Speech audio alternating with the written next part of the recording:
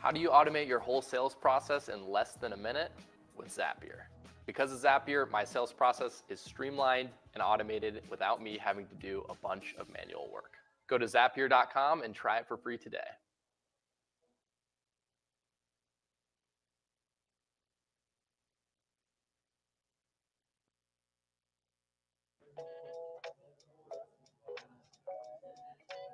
Hey, Vinny, where'd you get that shirt? Hey, Stickerman, where do you think I got it? I don't know. Okay.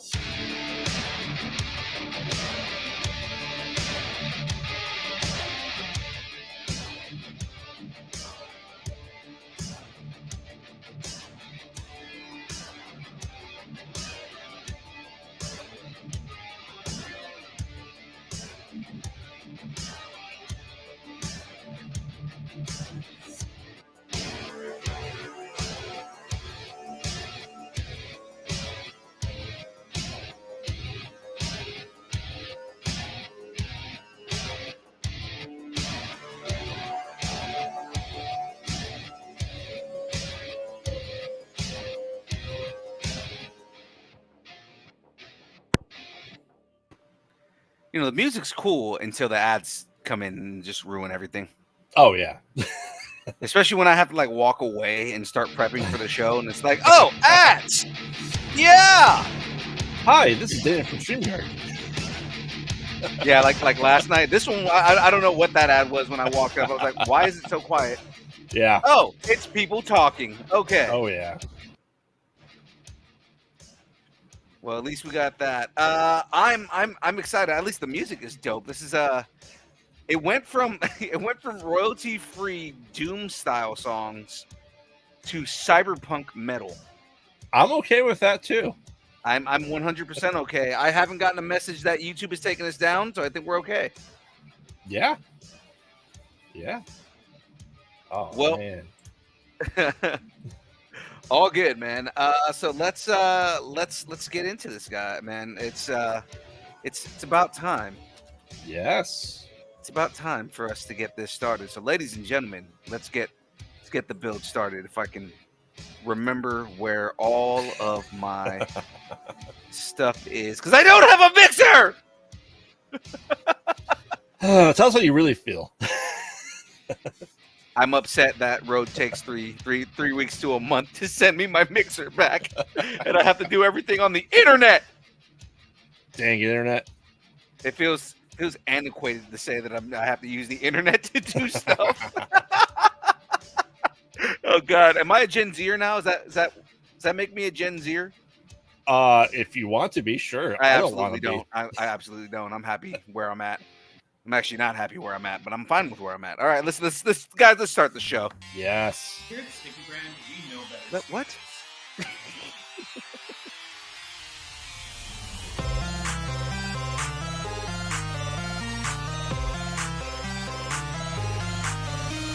Can't find it. There it is. Oh God. Distance nerding. Hey! What up, everybody? What? Oh, We're back. what's up, everybody? We are here. It's time But I want it. It makes him want. Yeah, it does. Say Wong, it does. Oh yeah. Say the along. hell? Well, are you gonna see the Iron Claw? I'm not. But you're a bigger wrestling fan than I am. Same problem we had last night. Where is the music? There it is.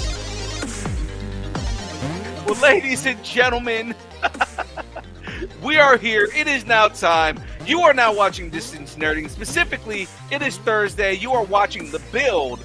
And boy, we've got another show lined up for you guys. Now, if you missed the Halloween special on Tuesday, ladies and gentlemen, you have to find your way over to your your podcast place of choice, or head over to your Twitch or your YouTube, wherever you decide that you want to go and watch the holiday special. Tuesday's show was hilarious, mostly because we got Graveyard to drink eggnog, and of course the children were happy about that. Absolutely awful. I'm an eggnog fan. We all know that. Graveyard hates eggnog, so Yes, very, very much so. and it was great. It was good. Just to watch him shudder at the taste of that. Plus, I mean, he had whiskey too, but the whiskey wasn't enough.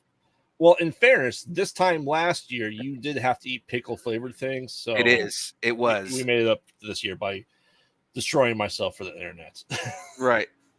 Which is that kind of how I put it, right? It's like I'm willing to destroy myself for the sake of the internet. So, so with that being said, ladies and gentlemen, before we bring on the guest, let's go ahead and handle a little bit of housekeeping here. Of course, the show is brought to you by, or the channel, everything that we do here is brought to you by Pod Decks. Yes, ladies and gentlemen, Pod Decks are a unique interview question and episode starting prompt in the palm of your hand. So whether you are a new podcaster or an existing broadcaster looking to grow your audience, or get more engagement, you're going to want to level up with poddecks.com. Head over to and download the app, Pod Decks app, and use the code NERDING10. Get 10% off your order. I think I figured out why everything was just freaking out a second ago, and it's because I have a magic trackpad that my phone was sitting on, and my phone was showing on top of it. So, Problems of a Mac user. exactly right. Ladies and gentlemen, I mean, technically, if you use a trackpad for a PC, it does the same thing too. Ladies and gentlemen, so you can use the app, or if you're like Graveyard, you can use the actual deck right there. He's got the interview deck. Close-up magic, ladies and gentlemen. Yes. Graveyard, show him a trick. If you swap genders for a day, how would you spend it? Oh God. Oh. Oh God.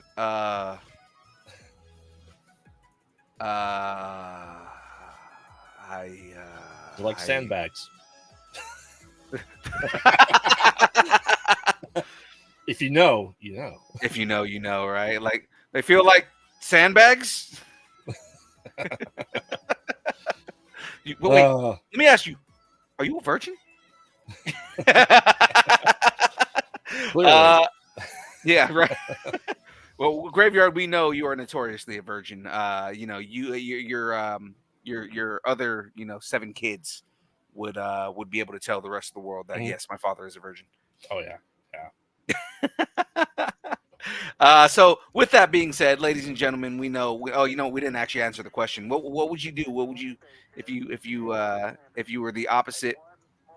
If you were the opposite sex, I'm not gonna say gender because gender's more fluid than that. Yes. If you were the opposite sex, what would you do?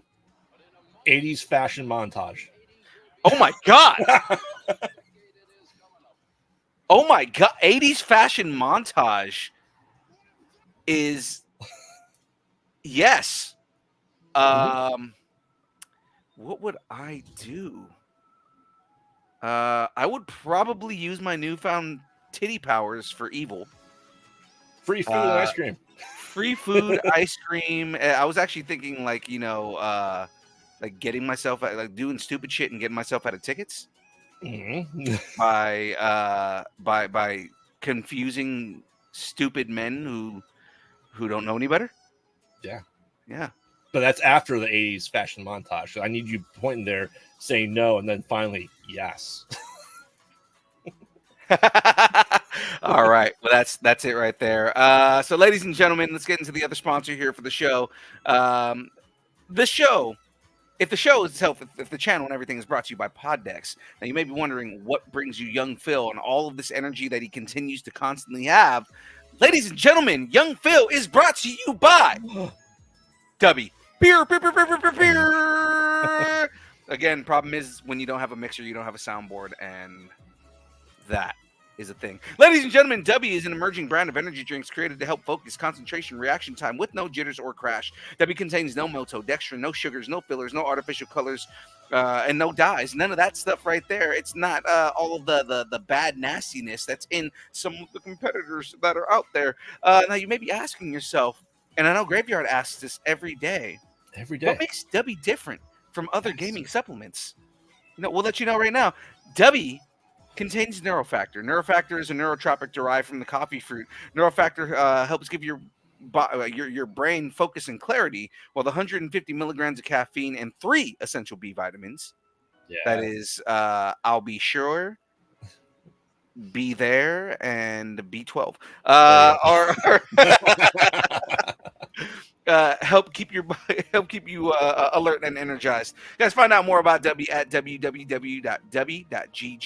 Use the code nerding10, get 10% off your order. Awesomeness, deliciousness. You know what I just realized we aren't doing right now? What's that?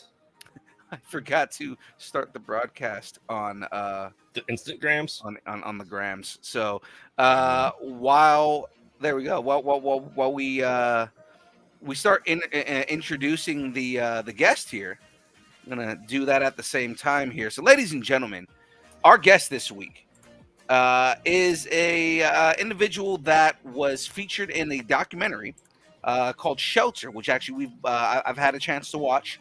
And he's an artist. He's a comic book artist. He's an artist in general. And checking out his work, I love it. I'm a big fan of pop art, and I know Graveyard is as well. So, and there's definitely elements that we're going to discuss with him because you know what I'm all about. Oh yeah, no, for exactly that, and it's definitely something that's right up your alley. So, it's actually kind of funny the base interview that I sent you. I was like, this fits. So, ladies and gentlemen, without any further waiting or pushing it out, please welcome the insanely talented, the insanely awesome Mike Seers. What's up, y'all? Hey. Again, I'm late on the charge here. There we go. All right. The crowd is happy to see that you're here. How you doing, man? Hey, how's it going? I'm doing all right. That's great. Yeah, I just got off work and I came home, started editing comics and stuff like that. It's been a pretty good day. Sweet. I hear you. I'm in the same realm. I came home and I started editing podcast interviews. So there we go. Yeah, it's been one of those kind of days, you know. Yeah, absolutely. Absolutely, I completely agree. Work's been, Phil knows. All the in front of me. Yeah, I'm surprised he's here on time. Yeah. I'm usually the one that's late, but I'm surprised that he's here on time because, I was expecting that he was going to be like, I'm dead, and I'll be here in an hour. Oh my god. You should ask all the bosses that I've had. Like every single one of them will be like, "What? Like I am really bad about showing up like on time to anything, like even Really? work." Yeah. Like the only thing I'm on time to is like comics and stuff, but everything else I'm always like 2-3 hours late. Well, because it's something that you have a passion for, right? Like you have a passion for the comics. Same thing, like I try my hardest to be on time for our show, but kind of the problem is work kind of pushes me back sometimes. So Yeah, that is one thing. It's just sort of like kind of like balancing your priorities and stuff, you know. Yeah. Oh, look at Jamez 5000 in the chat saying, "Am I late?" James, You're Yes. late for life. He's also late to the show. Yeah, well, I mean, he's always late to the Thursday show because he doesn't show up to the Thursday show. Correct. I was on Tuesday. Come on the Thursday show, you coward. Yes. So let's jump right into this, man. We're gonna get into this interview real quick here. Before we actually get into the interviews themselves, we have kind of like intro questions, right? So I'm gonna ask you a couple things just so our audience can kind of get to know you a little bit more, right? So before we get into your story, let's learn about you a little more. All right. If a movie was made about your life, who would play you and why? What's his name? The guy that everyone's always talking about. He was in Blade Runner. Oh, Ryan Gosling. Ryan Gosling. Because I think that I am nothing like him, and I think it would be fucking hilarious. And if there's one thing I like playing with, is juxtaposition. And seeing him in a lot of those situations, it would make me like fucking laugh my ass off. Like I'm not gonna lie. Yeah, and like the best part of that too is at this point I believe Ryan Gosling can play anything. The guy is ridiculously funny. He plays comedy really well, so it's like, yeah, I especially if you like, if you wrote the movie it's yourself, you'd probably write it as a comedy, right? Oh yeah, like I gotta do it. Like I grew up watching Mel Brooks, and even though a lot of it was like kind of fucked up, like the irony isn't lost on me. So yeah. Absolutely, man. So next question here, man. We have a segment on the show called Growing Up Geeky, right? Mm-hmm. What did you geek out on when you were a kid? Godzilla VHS tapes. Ooh, you like graveyard. Yeah, like Godzilla versus the Sea Monster. Like I wore that fucking thing out.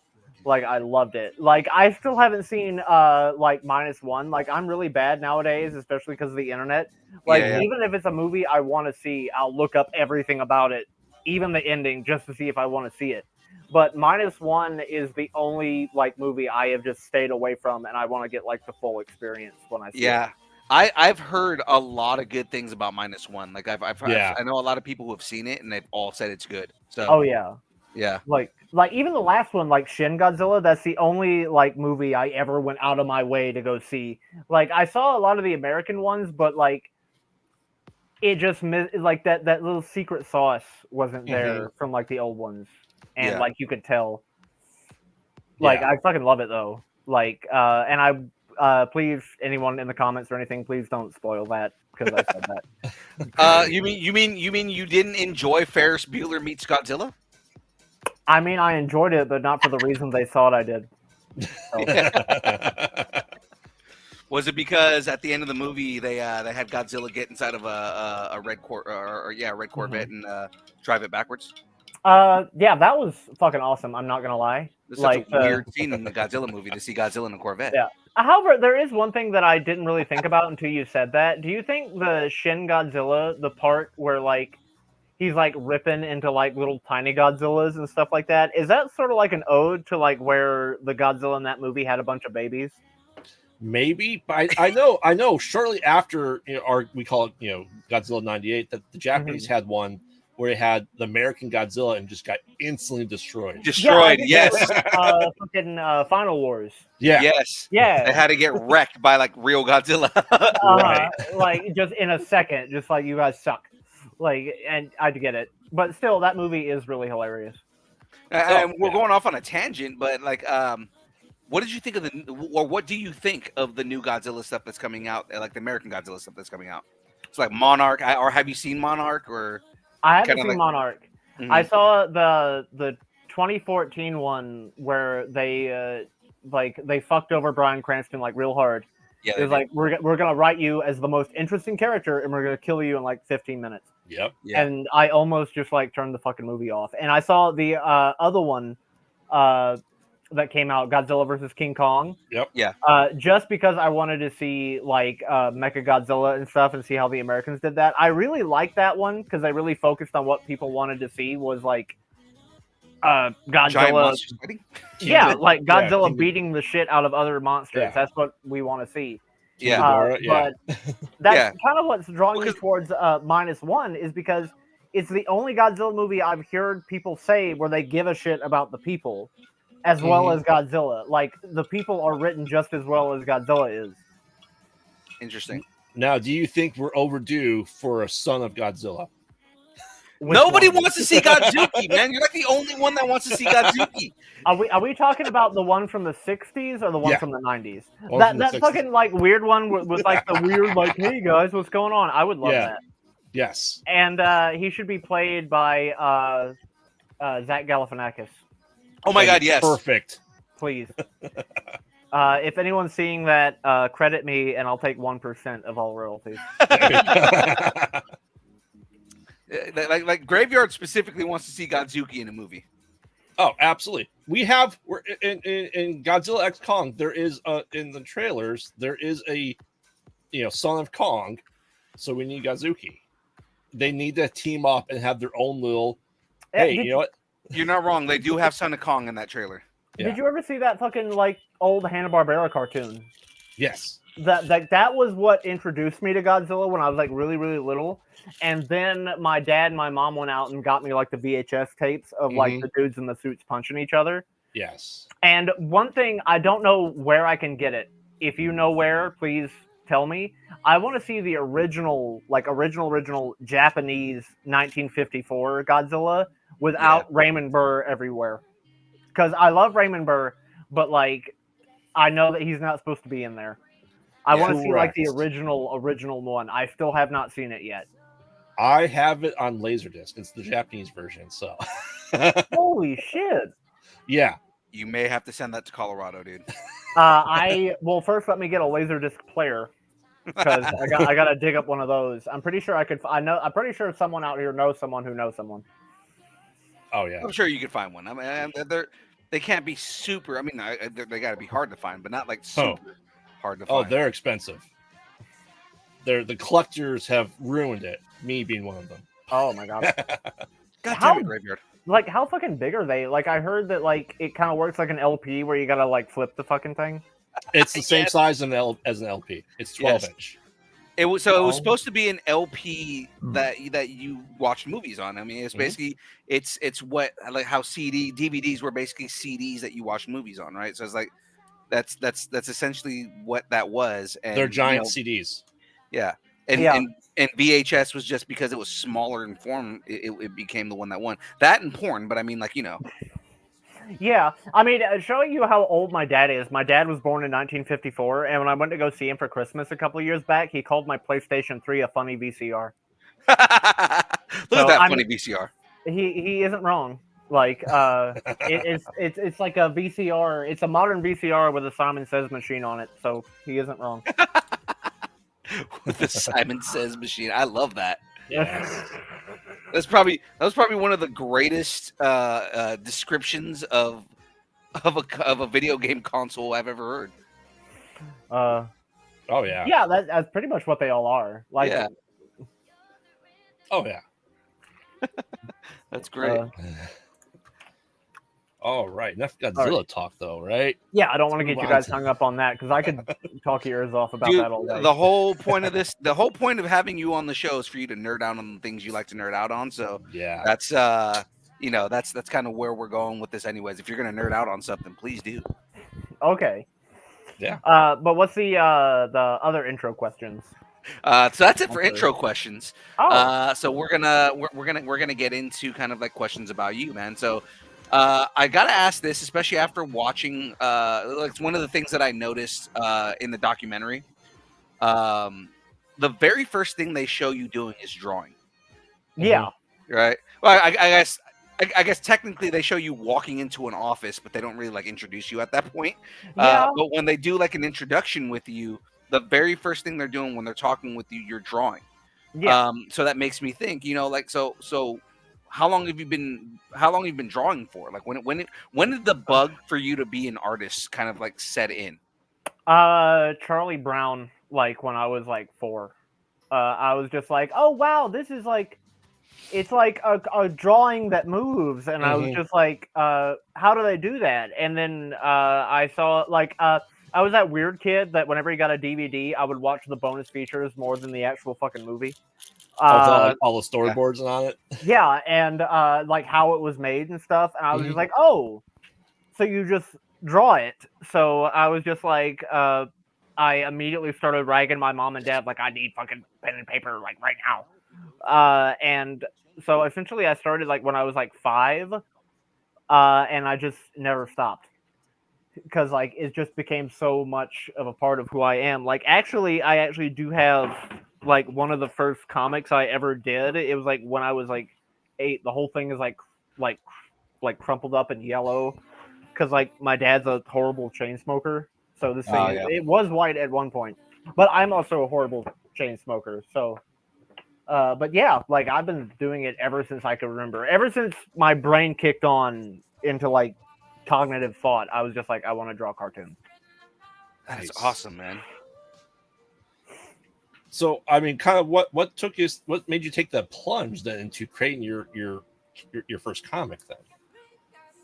It's kind of like, well, I mean, you've seen Shelter, so you obviously know where, like, the whole mom and dad thing was going. So there's no spoilers there. Yeah, you know, in a way, at first it was just kind of like, oh, this is amazing, but then after a while, it sort of became an escape from a lot of bullshit that was going on, like when my mom left my dad, and then my stepdad and stuff like that.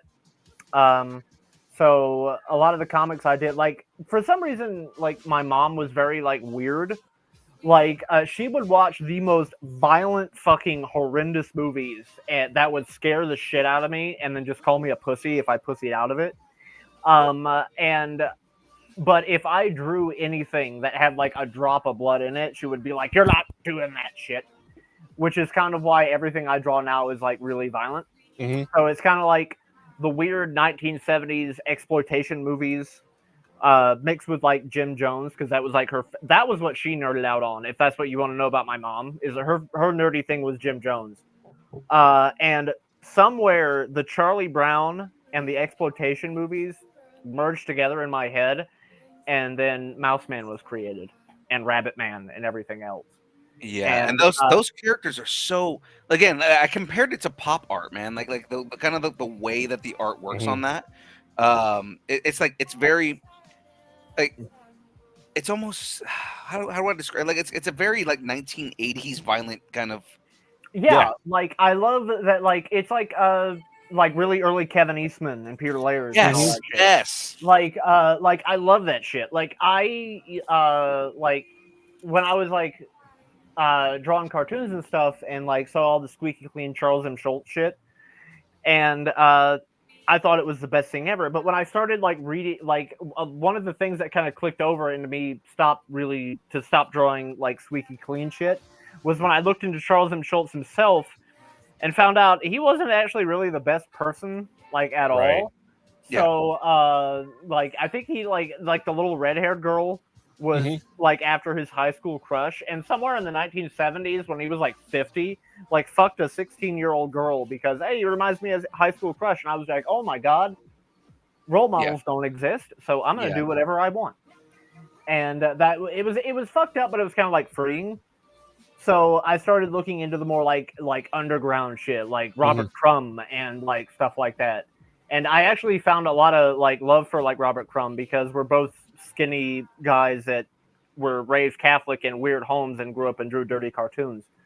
So it was kind of like a nice little experience of realizing who I was.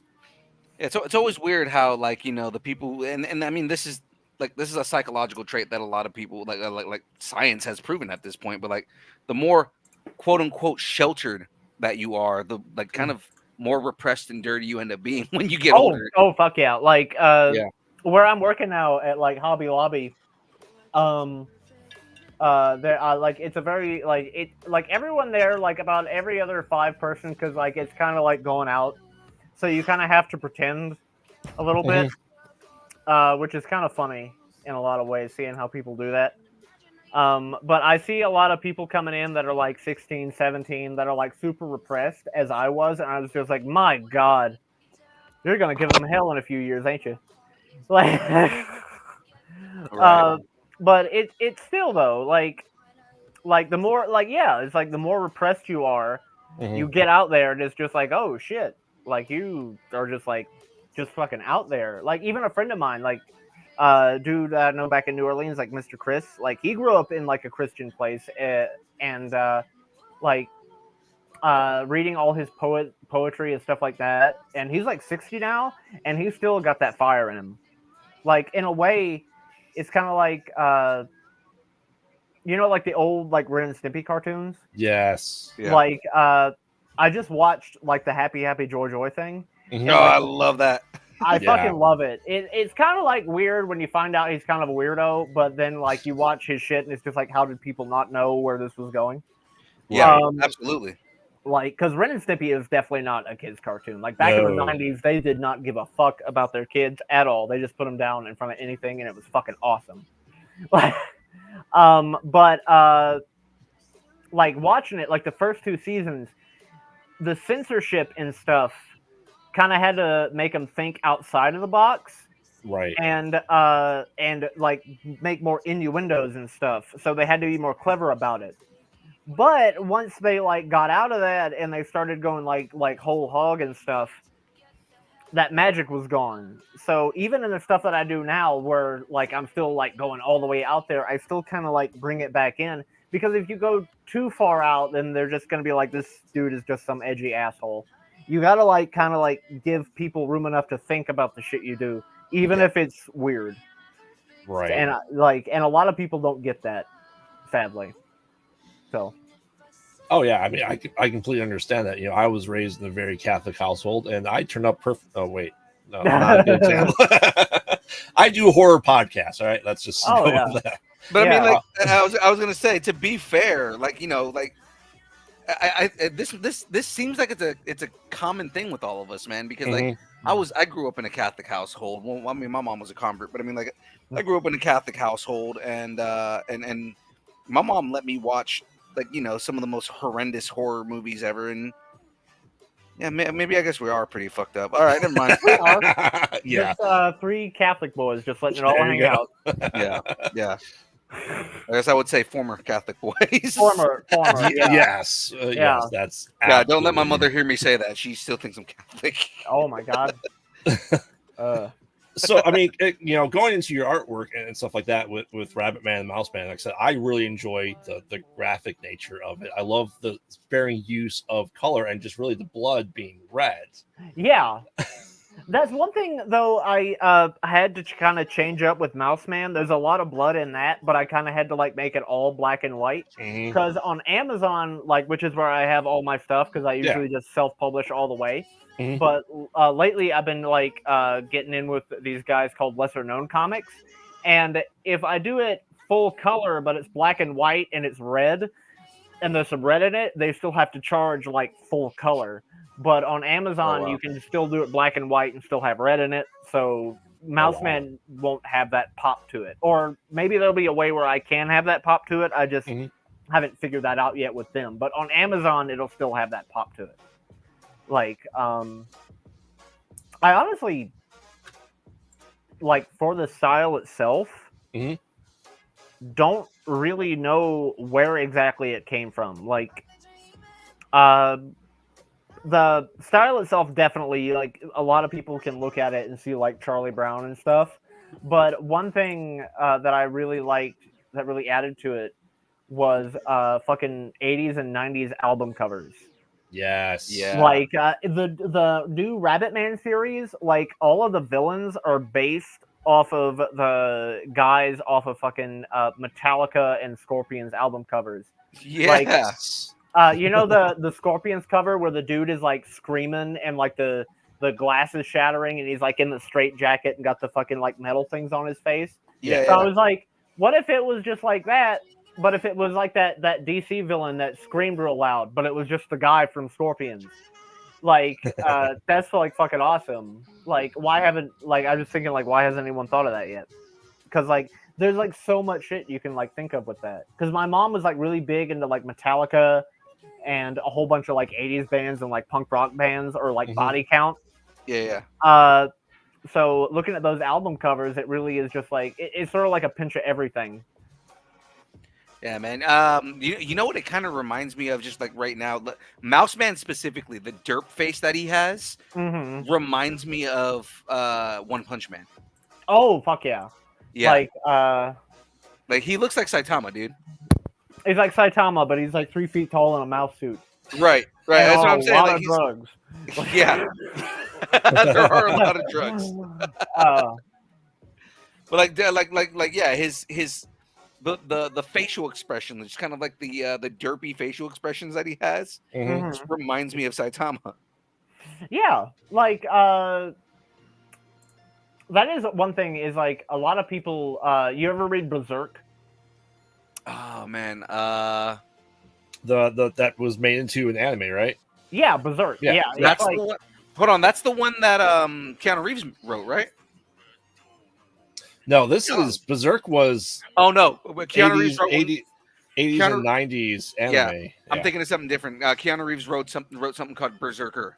no, Yeah. that's Keanu Reeves. Berserk Yeah. is like the anime that started the dude with the big sword. Mhm. Like Cloud okay. Strife wouldn't exist without Berserk. You should Without look Berserk. into that. Yes. Yeah. Yeah, it's fucking awesome. But Yeah. that's one thing, like anime or like specifically Mouse Man, since he's like a drug addict and stuff like that. That kind of plays into the fact that he's a mouse or Mhm. like a lab rat or a product. That idea like didn't really come to me. It's like this weird French movie with you ever seen that weird 90s movie My Father the Hero? No. Either of you? No. Okay, well there's this guy Gerard Depardieu. Oh, I know And he Gerard was- Depardieu. Yeah, he was in this movie from it was like way back when, back in his heyday, back in the early 80s, late 70s. Mhm. And it was a artistic French movie about like humanity and how they're like lab rats. And so it would see like two people, like a boss and his employee, talking in a building, and then it would cut to the same actors with big fucking like mouse heads on, like scratching at each other. And I was just like, what if I did that, but in a trailer park with meth? like I don't remember the name of the movie. I'm pretty sure if I looked it up I could find it. It's Mhm. some weird fucking French name, but like one thing is like French, Italian, and like Japanese movies are essentially my bread and butter, because like a lot of American movies are just like regurgitations of like everything else. Right. Right. We're sort of like the Etsy of everywhere else in the world. That's actually a really good description of American cinema right now. Yeah. So if you like Priscilla, Queen of the Desert, or fucking the Birdcage with Robin Williams, Yes. that was a remake of a French movie, La Cage aux Folles, which is just French for the Birdcage. And the reason that movie was funny is because the guy that played Robin Williams' part in it was Ugo Tognazzi, which was the Clint Eastwood of like French and Italian cinema. So every time I watch The Birdcage with Robin Williams, I think this would have been way funnier if it was Clint Eastwood and not Robin Williams. Just imagine Clint Eastwood and his boyfriend running a gay bar. That would Yeah. the whole humor of it is gone. It's just Robin Williams being your 90s gay best friend. Yeah, but Clint Eastwood would never do that though. Sadly. I know, but that would have if they would have paid him enough, he would have, and it would have been fucking amazing. Yeah, Clint Like- Eastwood's like I'm a man's man. That'll never Like- happen. Like just it's hilarious. But yeah, like French and Italian and Japanese and a little bit of Irish, like just foreign films are my bread and butter for inspiration. Like all of it. Like, and also all the weird like 70s exploitation movies from America. Yep. Because a lot of the like experimentation and stuff like that, like in America, kind of like died off, and then somehow it amalgamated to like Tom Green. And I don't know what went wrong. And then after that, like the only like comedy movie that really ever came out that was like really funny was Deadpool, and everything before that was movie 84. So the only place Yeah. to go is up at the moment. Yeah. So Which I'm so excited for Deadpool 3. Deadpool 3 is going to be amazing. Like Yeah, I it's- already know that. It's Deadpool. It's gonna be Deadpool kills the movie. Yeah. Yeah. Yeah, And I'm a massive Deadpool fan. Like you're learning this now. I actually I cosplay as Deadpool, so I mean like that's a thing. oh Yeah. fuck yeah. Yeah. Like Deadpool, like I had a friend like way back in New Orleans when I was in that Covenant house. Yeah. Mhm. And his name is Bodie. And to this day, I haven't gotten contact with him or anything. Like if he sees this, like, hey, how you doing? But he was like one of my big like inspirations. Like he like brought me out of that shell of being in such a sheltered life. Like, hey man, here's Preacher, here's Deadpool, here's Yeah. John Constantine, and I was just like, holy shit. God, all good books, man. All amazing books. Yeah. Bodie, no. we thank you for putting him on this Yes. road. Like wherever those you are are, amazing man, books. like hit me up if you see this. I haven't talked to you in years. Oh my god. But still, like those are like some of the best books out there, and like essentially what I draw is like everything is just an amalgamation of everything. Like even video games, like in a weird way, the one place I don't look for inspiration is Mhm. American cinema, unless it's like specifically weird. Like I'll go out of like fucking no. I think Hobo with a Shotgun and Wolf Cop are both Canadian. Yes, Hobo with a Shotgun is absolutely Canadian. Yes. Yeah, okay. So American cinema is not looking too good at the moment. But everything else is fucking fantastic. Technically, Deadpool's American. Just it's made by a Canadian. Yeah, and starring another. Wait, and the third one is going to be starring a Canadian and an Australian. Yeah. Yes. Yeah, and it just so happens to take place in America. That America's doesn't matter. It's the Canadian and the Australian. Without them, the movie doesn't fucking exist. 100% Right. does not work without them. Yeah. So for me, kind of looking at your stuff, it reminds me like as you're saying with all your inspirations. I also see like some of the costumes. Remember Arthur from The Tick? Oh, Yes. fuck, I love the That's Tick. also somebody that okay. That's also I've been trying to figure out like what do these characters remind me of? I know they remind me of other properties. Arthur from The Tick is another good example. Yeah, Arthur from The Tick, but he washed his suit with a red sweater. That's Rabbit Man. Yeah. You know what's another thing it reminds me of is they could be characters in a much more violent rabbit animation. What's that? The actual inspiration for Rabbit Man is what's that that movie with the kid? He's like pissing off the bridge, and he's got the pink rabbit suit on, and it's like the theme song is like Peanut Butter Motherfucker. Do you know what I'm talking about? And like nobody likes cats in that movie. There's like a whole scene where they just drown a bunch of cats. Graveyard, this is your department. It sounds familiar. It's a weird 90s punk rock movie. Hang on. Let's see. Pink. Give me It one. sounds very familiar. Rabbit It does. suit kid. When you say that, I'm gonna know exactly what it is. Hang on. I'm look. Pink rabbit suit kid. Like I said, this is Graveyard's department. It's not like a bad movie that he would- movies. I It's mean, what they created that Sonic meme where the kid is just like in like Yeah. the Sonic suit, but it's actually from that movie, and I'm trying to like figure out what it was. Peanut butter motherfucker. Huh. Let's see. Movie. No. Not Peanut Butter Falcon. Huh. Wait, kid Magnolia? in. Does it got a kid in a pink rabbit suit Let me see. where it's just the head? I 90s think I would know movie. this. No, it's not Magnolia.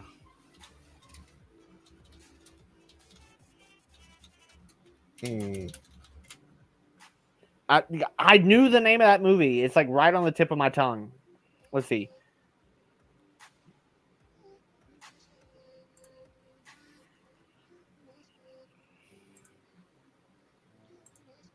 Yeah, the band's name is Gummo. Yeah. Yeah. Let me It's not Mo Money, is it? No, I don't think it's Mo Money. It's literally Wait, hang on. Let me show you this. Kid Sonic meme. Chat, if you know, help us out. It's this, but he's wearing a pink rabbit suit. They just edited the fucking like Sonic suit on him. Hang on.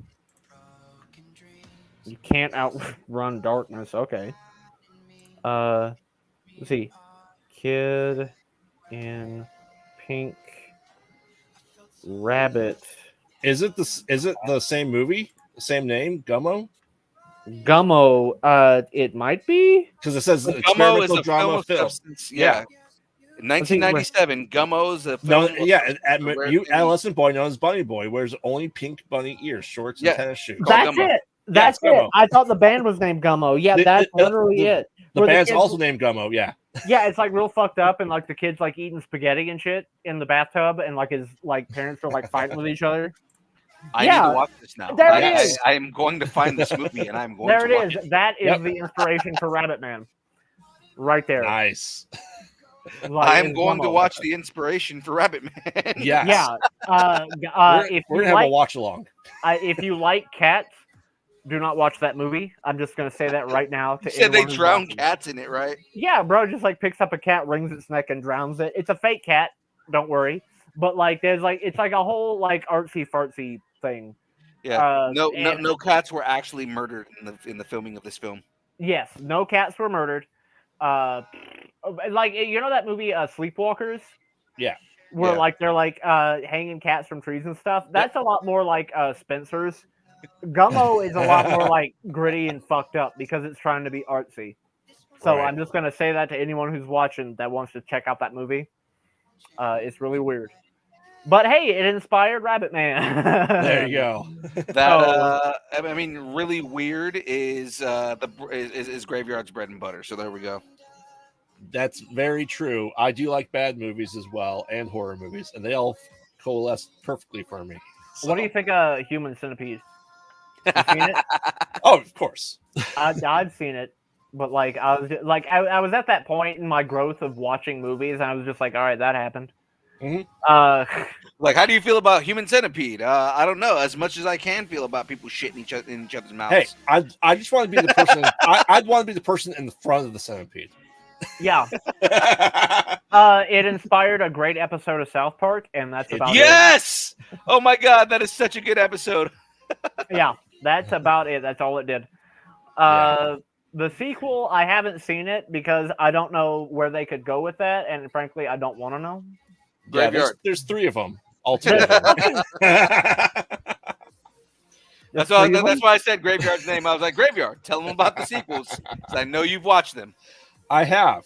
I can watch them just fine. Like I said, we're getting, into the horror world, but there's a movie called A Serbian Film, which I can only watch once. I cannot watch that. No, I do not. I watched a review on it, and I was like, I know all I need to know. Yes. But I mean, you the know reason- a movie's bad if Graveyard is not willing to watch it. Yeah, like I looked up. no a one thing should be about it. willing to watch it.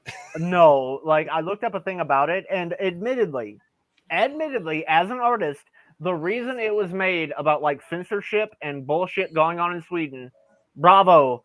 But sir, I am not watching your movie. But bravo though, bravo, you did it. I don't know what you did, but you sure did it. You made a piece of art, and I mean, like make your art the way whatever way you need to make it. I'm just not going to partake with you. Well, Yeah, it's exactly. kind of like what you're saying, that they went to that far extreme that you can never come back from. Yeah, you crossed a line, and you cannot come back from that.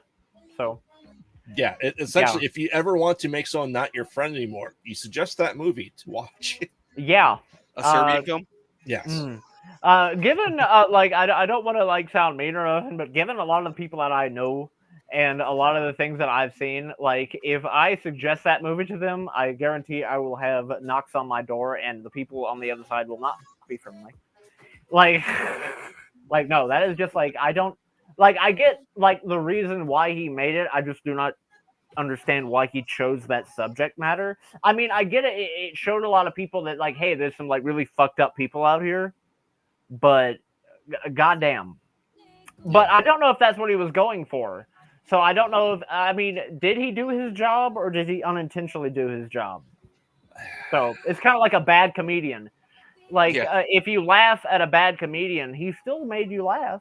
So Right. is he really bad? You're not wrong. Right. So But I mean, with your work though, obviously you said you pull back sometimes. yeah, right? I pull back. I would never like for anyone like there's no way that Mouseman or anything that I would do would ever go that far as a Serbian film. So if that makes you not want to read it, bye. She's like, I only wanted to read it because I was assuming that you were going to be doing weird shit in this movie. No. This book. There's just like a bunch of drugs and stuff, and a bunch of like stuff like that. But I don't think I could. Like even if I did, it still wouldn't be as bad as that because you have to. Like, I'm in all favor of the Jaws method of don't show it because a human being's brain will already make it worse than whatever you could show. Yeah. Right. So Which is probably why Graveyard watches so many horror movies. Yeah, I mean it's true. But for you though, kind of like what you have that drawback. What's the rest of your creative process? Kind of like your start to finish of making a book. all right, it's weird. It's kind of like I will occasionally take notes, but it's kind of like you can't really say this to people, but I kind of like see cartoons and shit in my head, like moving and like fully animated. So really, every time I do a comic book, it's just like I'm laying out the layout of it, of like if it was going to be animated. So I never really take notes or anything. I literally just puke it out. Like I will occasionally take a note, like this is how it's going to start, this is how it's going to end. And then I draw how it starts, and then everything that leads up to how it ends is just why not? I literally just like start drawing and don't stop because I started drawing comic strips at first because Charlie Brown and stuff. So every single thing I do, no matter how long it is leading up to a punchline. So I just started drawing it out like further and further and further. Like, so from 4 panels to a 150-page book.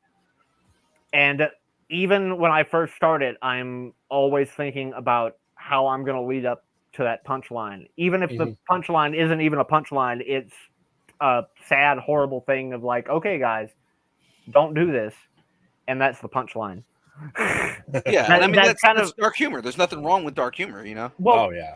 Yeah, well, even if it's not like dark humor, it's just like no matter what it is, I approach it like I'm approaching a 4-page comic strip. Right. Like the big main thing is the punchline or the don't be like this or whatever it is. Like I approach everything like everything that I do like a comic strip, regardless of how long it is. And I don't know how to explain it. It's one of those things you just have to see to believe. Like, because I've seen a lot of the like how to make comic books or like how to start a comic book, and I'll do it and I'll be like, wow, that sounds really complicated, and I don't do it like that, and I'm not gonna do it like that. So, yeah. So is just you on all these comic books? You by yourself writing and drawing? Yeah, like I am very difficult to work with. Admittedly, like I will admit that. Like I've gotten people to do like cover arts. I've done cover arts for other people though. Just a little shout out Badger. It's done by my friend Ryan Howitt. He's doing this, and I actually got him working on Amazon and stuff. And but aside from that, all I've ever really asked for is like cover arts and stuff like that. I've never really asked someone to draw the whole comic for me. Because if they did, I already know I would go through it and be like, no, this is not what I wanted. Get rid of all of it. Like, all of it. Or at least some bits of it. Like I just can't. Like, I would do it and be a lot more easy if by some freak accident I lost both my hands. But I still have them, so no. Yeah, and I mean, I understand that. Because, I mean, like, that's... You have a vision for what you want your book to be. Yeah. Like, it's very strange. Like, right now with Mouseman, it's it's Mouse Man, but right now the series is the apathetic Mouse Man. Right. But there's the first 2 issues, which are Mouse Man in the current day. He Mhm. like takes drugs, he relapses, he kills a bunch of cops, and then there's the 3rd issue, which is a flashback because my ADHD brain is just like, all right, fuck, I started too far ahead.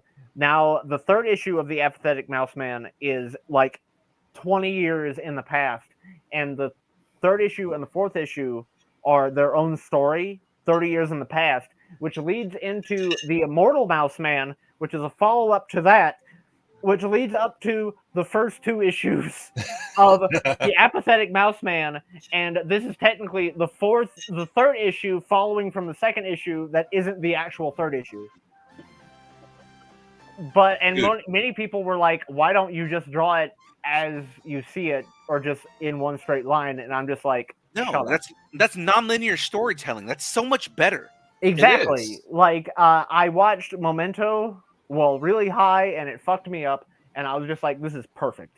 Yeah, but see, like I get, because a lot of people do not understand nonlinear storytelling. That's my Right. favorite kind of storytelling. Yes. Deadpool, good example. The first Deadpool movie is nonlinear storytelling. You're jumping between different points in his life to get to a point at the end of the movie, and it's like I love that storytelling because you get multiple stories happening at once. Mhm.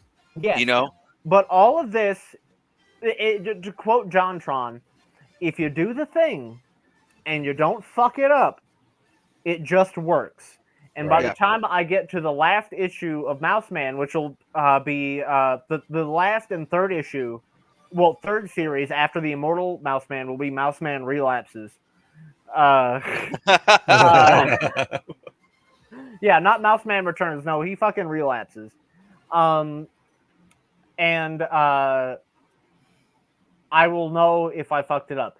Everyone will probably tell me I didn't fuck it up, but I will look at it and be like, okay, I could have done shit like this differently, or blah, blah, blah. No matter how good people say it is. Right.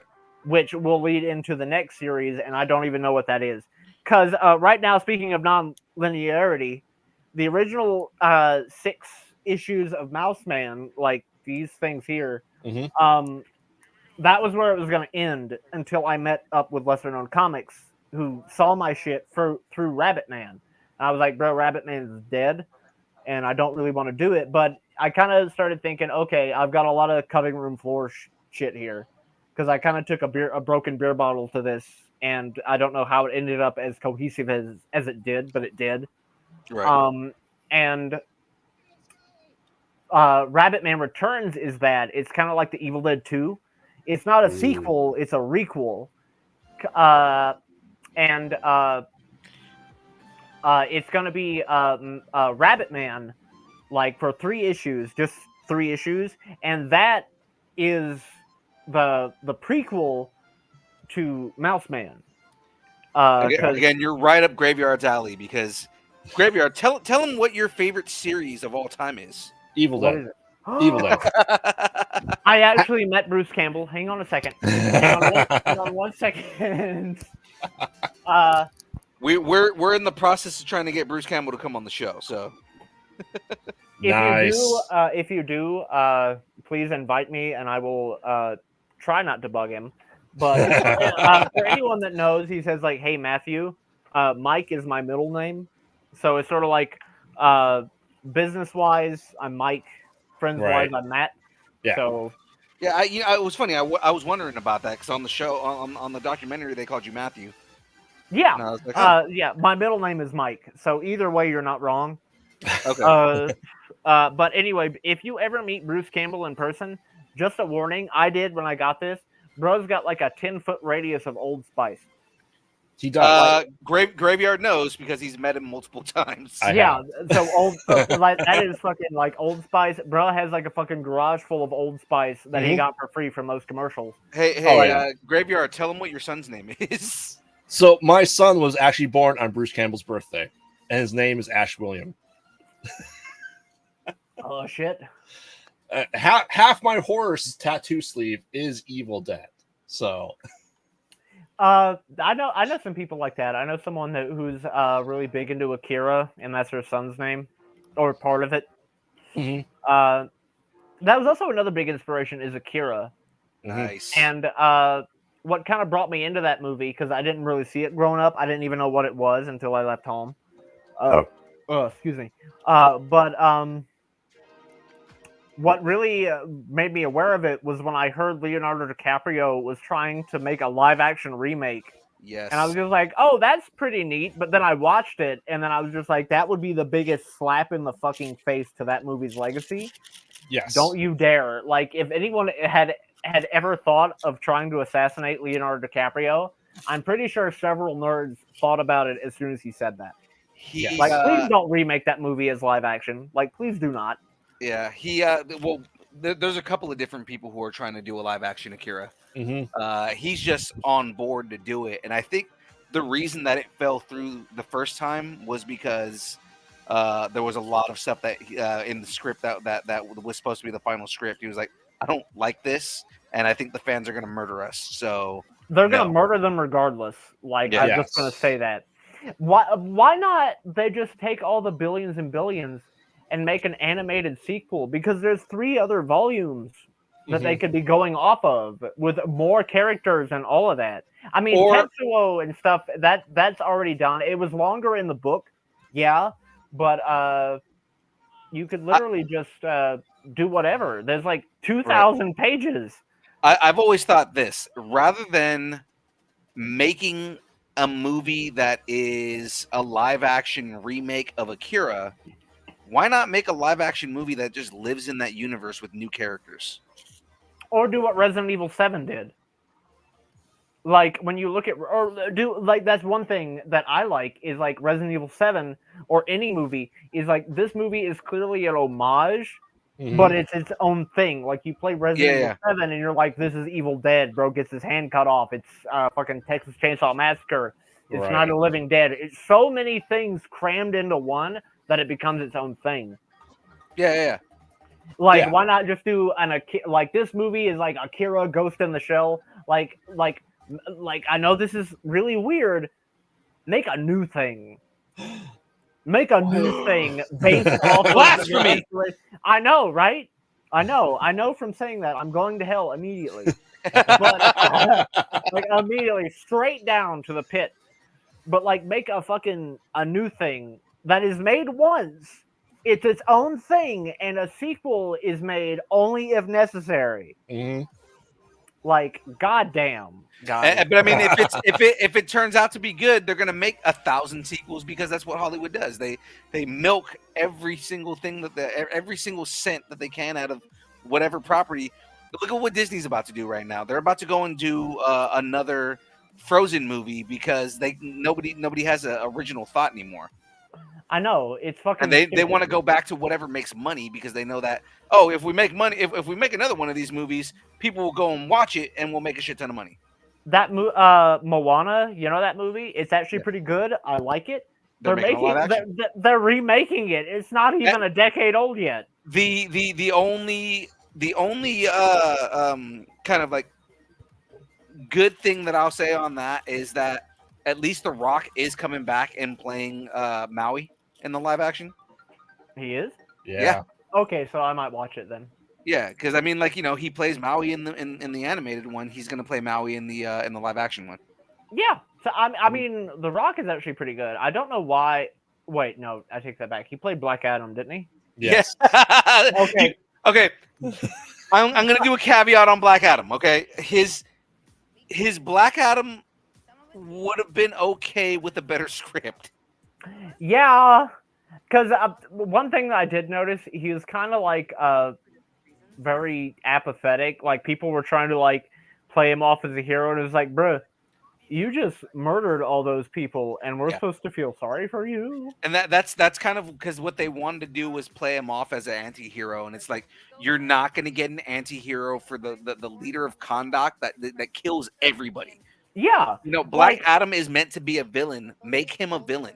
Well, yeah, that's the thing. Like, going back to Deadpool, who's an anti-hero. Yeah, he murders like really despicable people, but a hero would just like beat them up and send them to jail. Like, an anti-hero is still a hero. That's part of the title. He goes in and he goes to like weirdos and creeps and all that, and he doesn't beat them up. He just like murders them so they can't hurt anyone anymore. Right. Yeah. So And that's again- the whole like thing there. You can't just murder a yeah. bunch of innocent people and still be called a hero. Yeah. Again, what I love about what Ryan Reynolds did in the first Deadpool is you think he's gonna have that hero moment, right? Like you think that, you know, that Colossus is getting through to him, and he's like, you know, a hero does this, a hero does that, and in the middle of his of his speech, he just blows his brains out and goes, "What? He was gonna do bad shit anyways."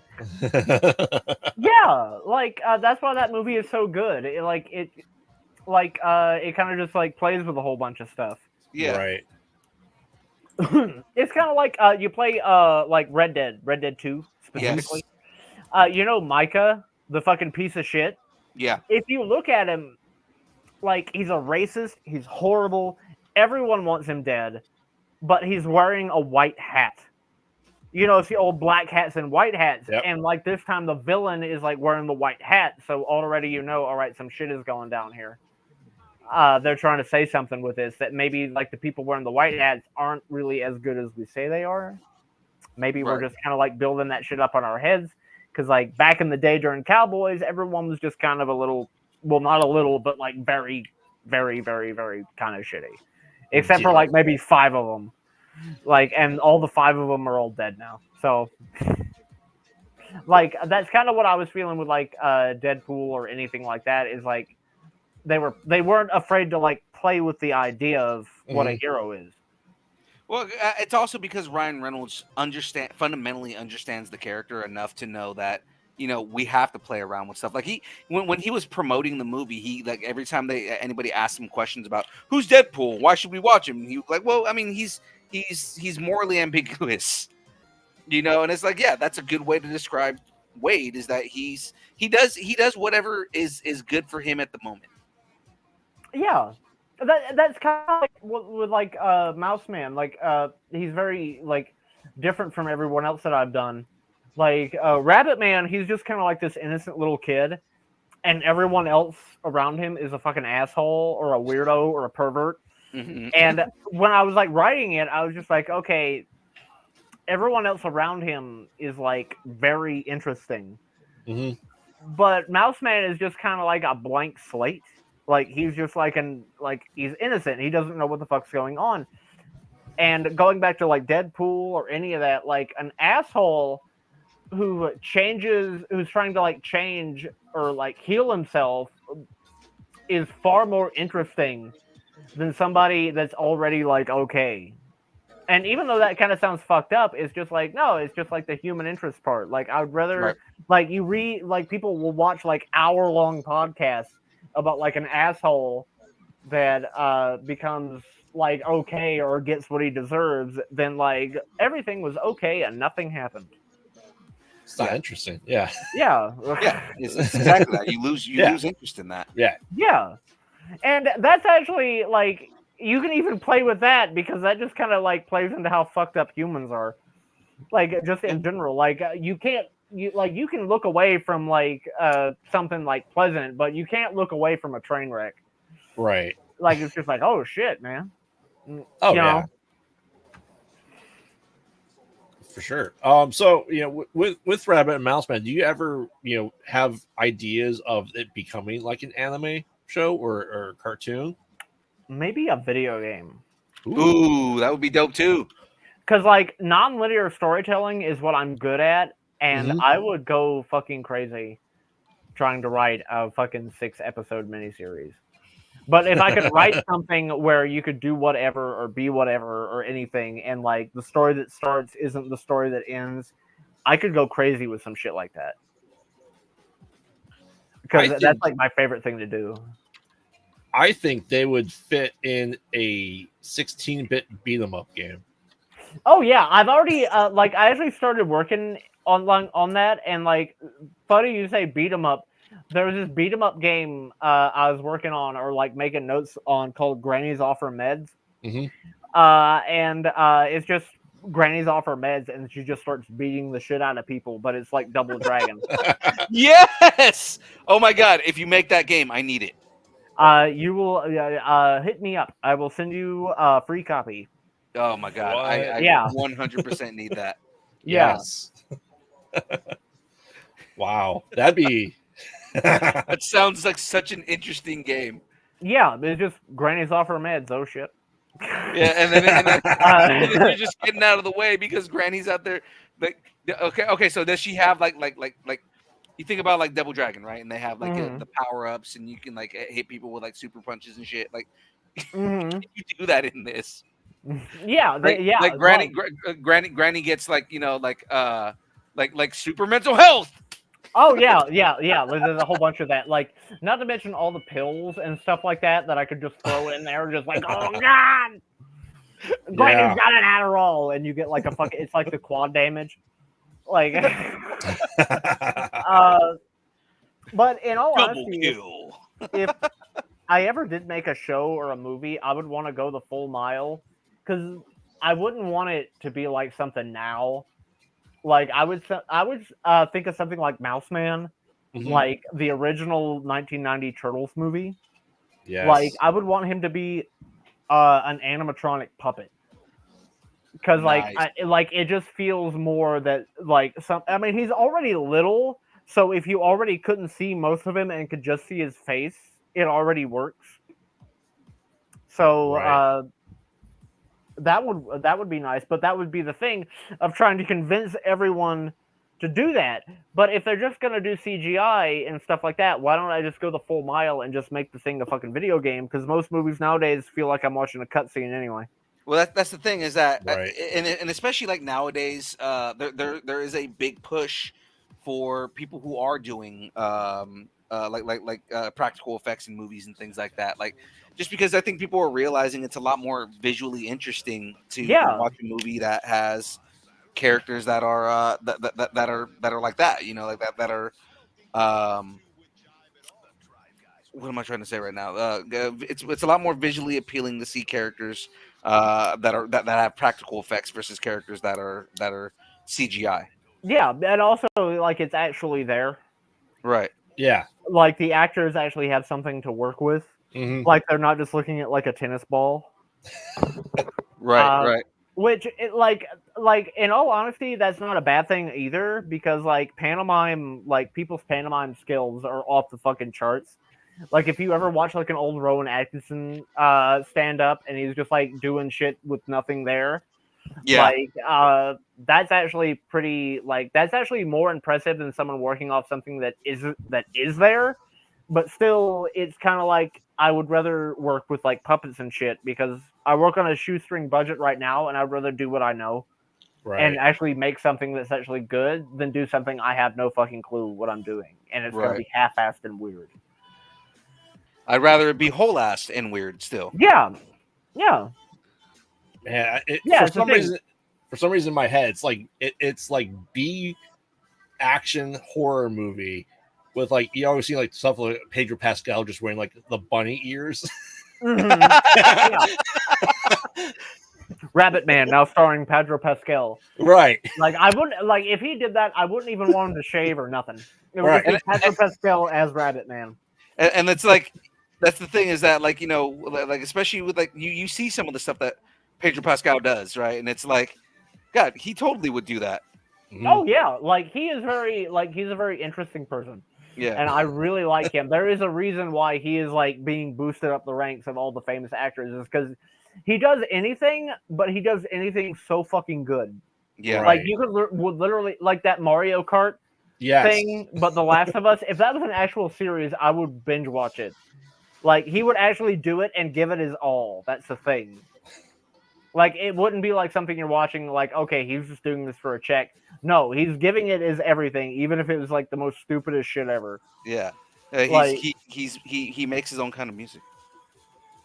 Yeah, he dances to the beat of his own drum. For anybody who that may have gone over their head, that is a reference to a meme. That is also a reference to a Nicolas Cage movie. Yeah. Funny thing, Pedro Pascal and Nicolas Cage do work oddly well together. So Yeah. do you want them? Would you want them as Mouse Man and Rabbit Man? No, there is a character that is going to be coming up in Mouse Man that I've actually thought would, like Cerebus, the aardvark. You ever heard of him? No. No, I'm not Oh, familiar. it was kind of like why I'm doing what I'm doing. The guy that made it, Dave Sim, his wife, Todd McFarlane and stuff, they were the ones that created the Cartoonist Bill of Rights, which is why I can make cartoons and make money off of it.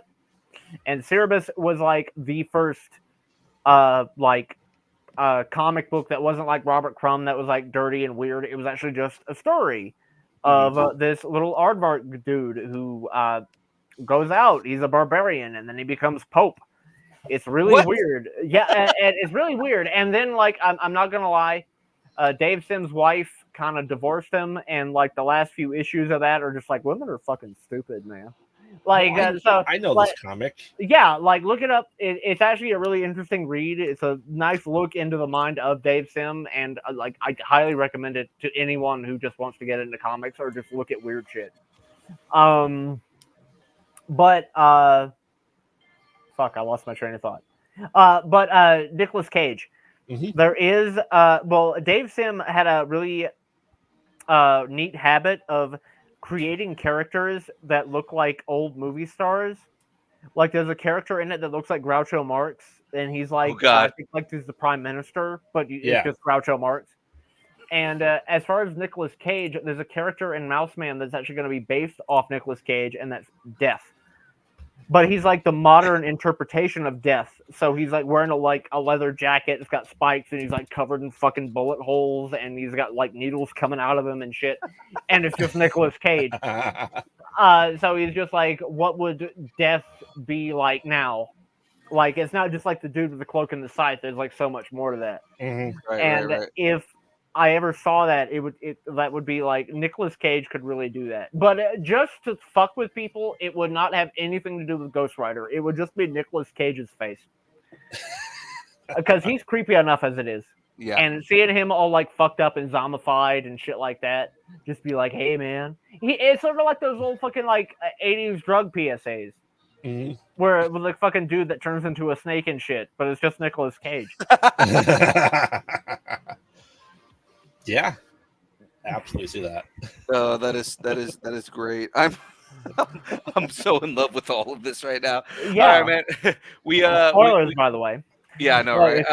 We got to start getting into the wrap up on this, man. But we could talk with you all day on this, man. We definitely we definitely are gonna have you come back, and we're gonna have to talk more about this stuff, man, because this whole everything that you're talking about is fun and is captivating as hell, man. So absolutely, yeah, I am very interesting. I will give myself that. You are very, very interesting. So shout outs to you. Actually, let me go back to my other page right here. Let's again, shout outs to you. The children agree. All right, man. So let's get into these wrap-up questions. So I'm gonna ask you one of the hardest questions that you're ever gonna be asked in your life. Are you ready for this? Yeah. What is it? What is your favorite kind of taco?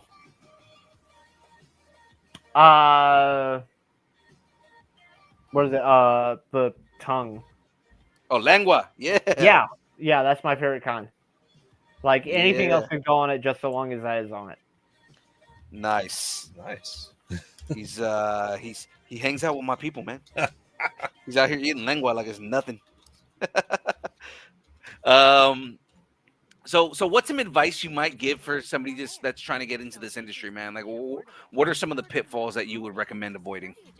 All right, the whole thing about like anime and stuff like that, and stuff that I see about like, I'm gonna write this character, and he's been through this and this and this and this, and it's just like a picture of a dude standing there with a bunch of words next to him, and there's also all this other stuff like all the comic books and stuff you read. Like, fuck all that. Like, don't do that. That is a trap. Like, if this character has been through all of this shit that you're writing out, congratulations. I just read all the most interesting shit that he's been through. Don't, like, show, do not tell. For the love of God, man. Like, that's one thing that even movies are doing, like with the Alien movies. The reason that first Alien and Aliens were scary is because we didn't know what the fuck they were. They were big cockroach things. And now it's just like, they came from here, and they came from this, and they did this. And, like, I admit, Prometheus and Alien Covenant, they are good movies by themselves, but going back to the Jaws method is let the reader fill in the blanks. Because there's one thing that you cannot avoid, and that's death of the author. Like, you will make a song or whatever about how much you hate the fucking McDonald's drive-thru, and then as soon as people hear it, it'll be like, oh man, this song about Vietnam was great, man. Like, death of the author is a real thing. So, like, always leave purposefully leave holes, like, where you can, so people can fill in the blanks. Otherwise, if you tell them everything and all the time, like they're reading a Bible about it, about this new thing they never heard about, they're not going to care. Actually, is really good advice. Yeah. Dig that. Again, that's just proof that you're a good storyteller, man. That's all that is. Is that, again, what you're doing is you're partially leaving interpretation open to the reader themselves, but then also leaving mystique in there, which makes the characters, the storytelling better. Yeah, and then also, like, around the holes, like, right around it, like, and stuff like that. So you're still writing your own story for you, but you also have to remember you're writing it for other people, and other people haven't been through what you've been through. Right. So, like, you can't just, like, write it, and sometimes you can write it for yourself, and, like, people, and your life, like, is so weird and shit like that, they'll get it and it'll be like, oh, this is weird. But a lot of times, like, people who have been through stuff haven't been through that. So no matter what you've been through and how much you want to get onto the page or what inspires you, just let people take it the way they're going to take it. I dig that, man.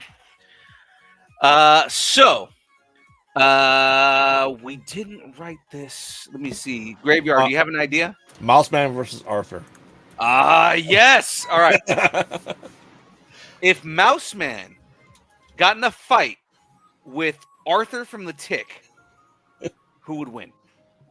Mouse Man, because sometimes, like, crack gives people superpowers. And Arthur, sometimes his wings don't work, and Mouse Man would probably just gnaw off his legs. Because, like, but if his wings did work, like, I will admit, if I don't want to spoil it, so Yeah, don't spoil anything, man. I'm not going to spoil anything, but depending on how high Mouseman was, it would either be Mouseman would kill Arthur immediately, or they would hit a stalemate. Oh my god, I like it. that's so good. All right, man. So, what's next for you, man? Do you have any Comic-Con appearances? Do you have any shows that you're doing? Anything like that? Like, what's some stuff that you have coming up? The only thing I really have coming up is Mouseman 3, which is as soon as I'm done editing it, should be out right before Christmas Eve. What I'm going to be doing as soon as I get off of here. And as far as conventions, since I hooked up with Western Owned Comics, they're really good with conventions and stuff like that. So I will know more about that first of the year. So even I don't know about that. However, if any of you are a time traveler, please don't spoil it for me. I want to be there first, even if you were there first. All right, man. So where can people find you if they wanna know more about you or find out more about your work? All right. Well, first off, if you want to know about where you guys saw me originally, is Shelter, which is the documentary that I was in. I was a lot more Napoleon Dynamite looking, but that still is me. I had curly hair. But that's on Covenant House's website and on Vice's website. And Also on everything YouTube. else, That's actually where we found it. yeah. And Mike Seers art. It's all lowercase and one word. And on Instagram, I really hate Facebook. and Mark Zuckerberg just has a really punchable face. Yeah, he does. Instagram Yeah, originally he wasn't does. Mark Zuckerberg, and as someone who has I haven't been diagnosed, but everyone tells me I'm kind of sort of neurodivergent, and looking at Mark Zuckerberg, he is also neurodivergent, so it would be a fair fight. So don't worry. Oh my god. But still, Instagram, Mike Seers art, it's all one word. And the caption under that is Japanese for janky cartoonist. But the closest I could get to it was off-center cartoonist in Japanese. But it's still just Mike Seers art. There's several others, but just the one without any numbers on it with the weird-looking face made in Microsoft Paint, that's me. And that's where I post most of the time. Oh man, I love this. So good. So good. All right, man. We appreciate you coming on the show and hanging out with us again. You like I mentioned before the show, man, you're free to hang out with us, but we're about to get into these brackets now, man. So if you want to weigh in on some terrible video game movies, please by all means hang out. I haven't actually seen a lot of movies, but I do have to go right now. Okay. Because let me see real quick. It's 8:30 where I'm at, and I have work pretty early in the morning, and I've got about like 6 hours of editing ahead of me. No So worries, that's man. another night of 3 hours of sleep. But I will say this, if it is brought up, Doom with The Rock. Still in the running. It's still in the running for the worst one. Yeah. It's still in the running for the worst one, but don't let that scare you. It is the best, worst video game movie I've ever seen. Yes. Please, for the love of God, I don't give a shit if you just heard about Doom yesterday and you are 12. Go watch that movie. Yes. For the love of God. That's another bit of advice. Like, if you want to make something good, don't just watch good shit. Don't just watch Godfather and Martin Scorsese. Go out and watch bad shit so you can learn what not to do. For the love of God. But still, Doom, regardless, go watch that movie right now. It is the best, worst thing I've ever seen. The only reason that movie is still in the running specifically is because that there's one good scene in that movie, and it's the first person scene at the end. First person scene where it's just like, hey guys, remember the game? Is like, yeah, that's why I came to watch your stupid fucking movie. Yeah, exactly. Like, but still, like, go watch that movie. And also, even like, don't tell them I told you this, but Doom is a game from 1993. You can get it without paying for it. Yeah. Go play that game. Go play it. It's amazing. To this It's actually day, open source right now. Yeah, it's open source. Like, and also there's like a bunch of HD and mods and ModDB. Like, go play Doom, and then watch that movie, or watch that movie and then play Doom, so you can be pissed off properly. Yeah, there you go. But yeah, I do have to go. I've got some editing and stuff to do. But my God, it was a thrill hanging out with you guys. This is actually my first podcast experience. So well, we're happy that we were able to make it a good one for you, man.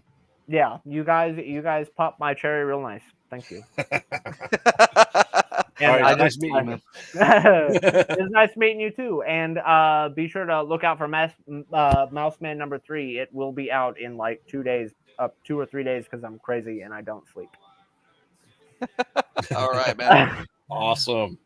All right. Well, this has been great, man. So we again, hopefully we'll see you again soon, man. All right. Well, just hit me up and I'll show up, because this has actually been a blast, man. Good. And hopefully all your other podcast experiences are not as good as this one, because we're fucking awesome. So yeah, I will. I'm real bad. I'm real fucking bad about that. I always look back and be like, God damn it, it was so good back then. And I'll just be like, no matter what podcast, I could go on fucking Larry King and just be like, you know what? Those guys I was first on with, you know, the build, like, those guys don't, like, you don't hold a candle to those guys, fucking Larry King. Fuck you. Yeah. Like, fuck you, Larry King Live. Yeah, fuck you, Larry. Wait, aren't you dead? Like why the fuck am I here? Like, oh, fuck. Am I hanging out with Mouseman? Oh, shit. All right, well, I'll catch you guys on the flip side. All right, man. Thanks for having me. All right. Take care, man. All right, you two. That was great. Yeah. I I had a lot of fun with that. Oh, absolutely. He's a very Absolutely. he's a very, very interesting person. Yeah. And like, that's our favorite shit is if you have interesting conversations. Oh yeah. Yeah. So I fucked up a very fundamental piece here. Uh And so I have to take apart the entire VHS to fix it. oh. Which I mean, means that's I probably that, have to do to be fair, that's like a real VHS. When you fucked up, you have to take it apart and fix it, exactly. right? Yeah, so basically there's like a little piece at the bottom right here.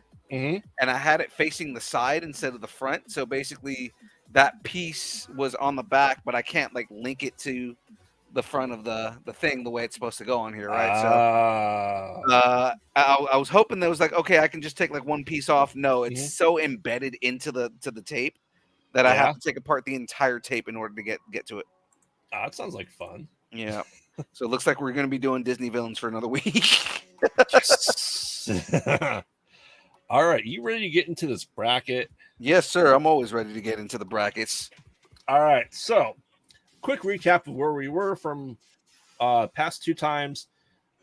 Somehow Super Mario Brothers beat out Five Nights at Freddy for being the worst video game movie. Hitman beat out Mortal Kombat 2021. Ass Creed beat out Tomb Raider Creator of Life. Tomb Raider 2018 beat out Resident Evil, which very It took me a second to realize he said Ass Creed. That's Assassin's Creed. No, Ass Creed. I know, but I'm just saying, like I was like, Ass Creed. What is Ass Creed? And it made me realize, like, oh, Assassin's Creed. Oh, fuck, that's good. That's good Because it was ass. because it was completely ass. Two fucking horrible. Yeah, Mortal Kombat Annihilation beat out Monster Hunter. I think only because I might have been like the only person that's seen that movie. Monster Hunter. That might be the only reason it won. Yeah. Doom beat out Prince of Persia. Blood Rain beat out Tekken, which once again very surprised by. Mortal Kombat 96 beat out Sonic 1. Street Fighter beat out Werewolves Within, which I'm okay with. Max Payne beat out Silent Hill, as it should. I just broke the entire tape, so I'm building the tape from scratch. Alone in the Dark beat out Need for Speed, only because no one's seen Need for Speed. Somehow, the awesome 1999 movie Wing Commander beat out Detective Pikachu for being worse. Rampage rightfully beat out Tomb Raider. House of the Dead rightfully beat out Warcraft. Far Cry, it was a toss-up between Far Cry and Dead or Alive. Just because they're both awful movies. Yeah. And Double Dragon beat out Uncharted. Once again, both awful movies. So, if we're going to tune in for the first time, we are voting on the worst video game movies. I was gonna say Double Dragon is just it's one of those movies that is just it's gonna be a top contender. That is gonna be that is gonna be one of the movies that ends up in the top 4. Maybe. Maybe we'll see. There's so bad. There are some heavy contenders in this bracket because I think it's fun when we do like the worst versions. Yeah, you know what I mean, because we have to do that sometimes just because video game movies are notoriously bad. Right. And we have a lot of fun debating which one's worse. Yes, because we did that for a movie bracket as well for the worst comic book movie of all time. Right. All right. So first up, we have the awesome classic Mario Brothers from 1993 versus Hitman, starring Timothy Olyphant. God, Street Fighter versus Hitman. Which one was worse? Super Mario Brothers versus. Super Mario for sure. Do you think that's worse than Hitman? Hitman. I mean, Hitman has redeemable qualities. Yeah, like I said, Timothy Olyphant. That's the only redeeming quality it has. Mhm.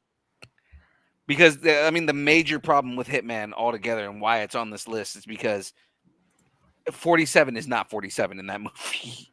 God no. He is not quiet. He is not the, the silent assassin guy. He is just, he has too many thoughts. Way too many thoughts. Timothy Oliphant gives him too much. There's too much depth in that character. It's the same problem as Master Chief in the Halo series. You're trying to humanize him too much, and it's like what makes him a compelling character is that he's not. You can't relate to him. Correct. So your vote is for Mario?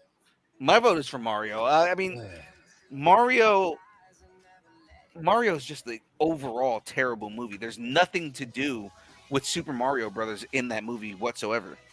What are you talking about? They had the Super Scope as guns. Come on. Yeah, they totally play had Yoshi those Safari guns. on that. Sewong is voting for Mario because they arrested Toad for singing a song, and I say every Toad should be arrested for opening their damn mouths because they're annoying as hell. I think that was the joke. What was the other? Well, so the Goomba, Goomba guy, was that Toad? Yes, Toad became a Goomba. Are you? I didn't even realize that was Toad the entire time. The one with the harmonica, yeah. That makes me hate it even more. that was supposed to be Toad. Yes. It's like I get it. Toad entirely is an annoying character. Yes. But no, that portrayal, if that's supposed to be Toad, I firmly boycott that movie more now. Wow. So I love that movie. So, but that's just I personally am voting for Hitman because that he was bald and had the barcode on his neck and he killed people. Yeah. At least there's more references to the video game in the Mario Brothers movie than anything else. He's definitely not Agent 47. He's something else because Agent 47 is, again, what makes him a compelling character is that you don't know shit about him and you don't know about his past, and you kind of don't want to know about his past. I just want to see him fucking garrote people to fucking death because that's like 90% of the reason that you played that game was because he garrotes the shit out of people. And then you hide bodies in trunks. Yeah, exactly. Absolutely. Yeah, absolutely. So anyone else in the chat, let us know. But right now, Mario Brothers is moving on. Like I said, see what I'm saying. The fact they got arrested in the movie for being plumbers. I mean, plumbers. Yeah. Yes. That movie's so fucking bad, man. I mean, at least they didn't get the superstar and both get at the same time, destroying the entire idea of the superstar. Oh wait, that's the other Mario Brothers movie. I have lots of issues with that movie, in case you can't tell. With the animated one? Yes. Is like 90% of it Donkey Kong? That, yeah. Because, everyone's like, and Charlie Day as Charlie Day playing Luigi. The only person that killed it was Jack Black. Jack Black was a very good Bowser. I did enjoy his Bowser immensely. Yes. But you didn't like Chris Pratt? Awful. I actually like that take. I like that take on Mario. It was like, okay, yeah, the Italian plumber thing, but it was like, they were doing that to like almost like stereotype their own people. Because it turns out that they're just like, because I felt like that was more of an homage to Lou Albano. It was. I mean, Lou Albano is my Mario, but Charles Martinet is absolutely my second Mario. Yeah. You know what I didn't realize about that movie? What's that? Charles Martinet plays his dad. Yes. I did not know that Charles Martinet played his dad, and that was his final role, and that was his choice. Yeah. So I mean, essentially, they got rid of him for Mario Wonder, and they go, also, you're done in the, you're not doing the voice of Mario in the movies as well. Yeah, but he chose because he wanted to in the interview that I listened to, he said that because he wanted to pass on the torch, and he was just like, I kind of don't want to take away from another actor being able to do another a take on the character. He was like, I've been doing this for like over 40 years. I don't need to do an entire movie as this character. I'd rather pass it off and have somebody else take a take. He goes, but he said it was even more of an honor to be able to when they asked me to play his dad. Right. Without getting too much into the new Super Mario Brothers movie, I have a big issue with actors going into the voice acting roles. I like VO actors to be VO actors for VO stuff. If they do a good job of it, that's the thing is like, because that's the thing is the reason I don't have a problem with it is because a lot of times they catch that bug, and then they Right. start getting into voice acting, and they start really getting into like wanting to be a voice actor. There's a couple of actors that have done that are like, oh, I really like voiceover, and they become primarily voice actors. Yeah. But I when there's an established character or person doing it, they shouldn't be replaced. But that's just me. All right, so Mario Brothers does move on. So next up we have Ass Creed versus Tomb Raider 2018. Ass cream. Yes, Ass Cream. Yes, I would love some chocolate ass cream. I am voting Assassin's Creed because that movie was atrocious. What was that? Assassin's Creed versus what now? The 2018 Tomb Raider. I think Oh. whatever her name is, did a fantastic as Lara Croft. She was, to me, a better Lara Croft than Angelina Jolie, and she was more of the revamped Lara Croft that we got in the video games. Yeah, I actually didn't I didn't watch that one. Yeah, but it's not because I didn't want to watch it. I just haven't gotten around to watching it. Mhm. And the take that I saw, like as far as like watching trailers or anytime that I've seen like scenes that pop up in places, she doesn't seem bad to me. Like I don't know why everybody hated her so much. Like she seems like the Lara Croft from the games. She actually seems like the one. She seems more like Lara Croft from the reboot games. Yes, absolutely. She absolutely is.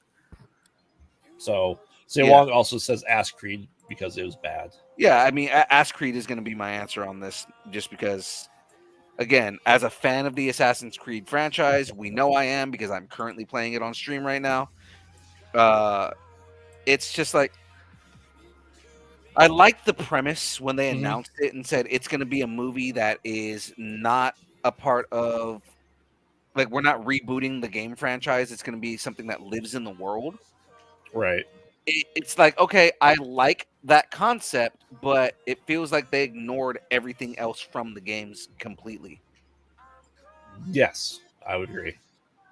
And it's like, and you get Michael Fassbender, and it's like you can do so much with Michael Fassbender, and it's like, well, not so much. You can't do Dark Phoenix. That's a whole different monster. Michael Fassbender his acting has never been the problem. It's always been the scripts, and he kind of just, okay, well, I'm just gonna act whatever's written on the page. Which, yeah, I mean, it would be better if he just said, "Fuck that, I'm gonna, I don't like this, and we should do something better." But he doesn't go that route. And again, I enjoy Michael Fassbender. I think he would be a great Magneto given a good script. We'll never know though, because we haven't got one of those with him. No, and I don't think we'll ever get one of those with him because, I mean, the rumor is that they are trying to cast him as Magneto in the current X-Men world universe. Again, personally, I think I like the concept of updating Magneto and making him and again, I don't want to take away from the Holocaust survivor trauma and things on that, because it is a big major part of his storyline. But I like the idea of making him possibly updating it and making him like a Rwandan genocide survivor or something like that. Yeah, I mean, they definitely can do that. I mean, we're getting, we are getting 80 years away from that. And he's never really had the whole youthful gene that has existed in mutants. Right. So I mean, if I'm that's saying also one of the big they have things to, is that they he's have to older. change his power. They have to change his power, Yeah, essentially. because I mean, it's he's always been an older character, but I mean, at this point, since that character was written, or at least the way that it was the way that it was written, it's been like what he was written in the 70s. So I mean, He's 60s, oh yeah, that's right. He started in the 60s. 63. So like he it was supposed to be 20 years after the Holocaust Yes. in the original Yes. story, and Yep. 80. we're 80 years out of the Holocaust 80. right now. So it's like, Yeah. yeah, it's I like the idea of updating the storyline, but do it with something that is equivalent. You know what I mean? Like Oh, yeah. don't discount the trauma that Magneto went through that created who he is. Mhm. And I feel like, again, all the rumors for the last couple of years of changing it and making it the Rwandan genocide, like that actually makes a lot of sense. Well, there's been rumors that Giancarlo has been rumored to play Xavier and Magneto over the past number of years, Right. and he'd kill both of them. Oh yeah. Absolutely. He wants Xavier, and I love his take on Xavier and why he wants Xavier, Mhm. because he's been saying for a while that he wants to do, you know, you can tell he reads the comics, because Right. when he talks about Xavier, it's not like I want to be Professor X. He's like, no, Xavier is, if you read the comics, is actually the villain. Oh, he's an asshole. Yeah, it's the choices that he makes and the things that he does, the Mhm. danger that he puts people in. Xavier is actually a villain, and I love that take, because you can make him a guy, especially with Giancarlo Esposito, you can make him somebody who believes he's doing the right thing, but the entire time he's doing the wrong thing. Right. Hands down. Yeah. So I would love a take of Xavier as a person of color if you write it in the right way. Oh, Don't absolutely. don't do it just to do it, just because we have to be. This coming from somebody who is Latino. Like, don't just make him a person of color just because you have to make him a person of color. Make it make sense. And if you update the story, there are plenty of things in the world that can make that story make all of the sense in the world. Oh, easily. Yeah. Absolutely. But these are good things we're discussing. We need to talk really bad Let's things. talk bad shit again. Yeah. uh, Me and my tangents, man. That's all right. So next up, Mortal Kombat Annihilation versus Doom. Fuck. Yeah. I, like, in my head, I'm all like Annihilation, and then you said Doom, like, fuck. Oh man. Like I said, once again, my opinion is skewed because I love bad movies. I love both of these movies. I'm saying this right now. I don't care who hears it. I love both of these movies. Mm-hmm. I love the cheesiness of Annihilation. I love the bad dialogue. I love the fact that Sonya Blade, after everyone's going, Jack goes, he's got Montaro, Liu Kang's got Shao Kahn, everyone, and so everybody's like, I'll get the rest, and it's fucking Ermac. The rest, Ermac and Noob Saibot, who she's facing, right? Yeah. And it's so cheesy and bad, and I love it. Doom, I'll take the rest, and it's Ermac and Noob Saibot. right? But the thing is, again, what I think part of what makes me biased about that movie is, again, it became a how many characters can we fit in the movie, and it really didn't give a lot of those characters the respect that they deserved. Well, think about though, if you really think about the video games from Mortal Kombat 1 to the roster we had Mortal Kombat 2, the movies did the same thing. We had only a handful of fighters in Mortal Kombat 1, and then the roster blew up in Mortal Kombat 2. But I mean, at that point, there are backstories for these characters, and it's like, maybe the only one that I remember there being like, at least a little bit of respect towards the towards the storyline on the character was probably Queen Sindel, because they actually did talk about her how she was kidnapped Yeah. and became the queen.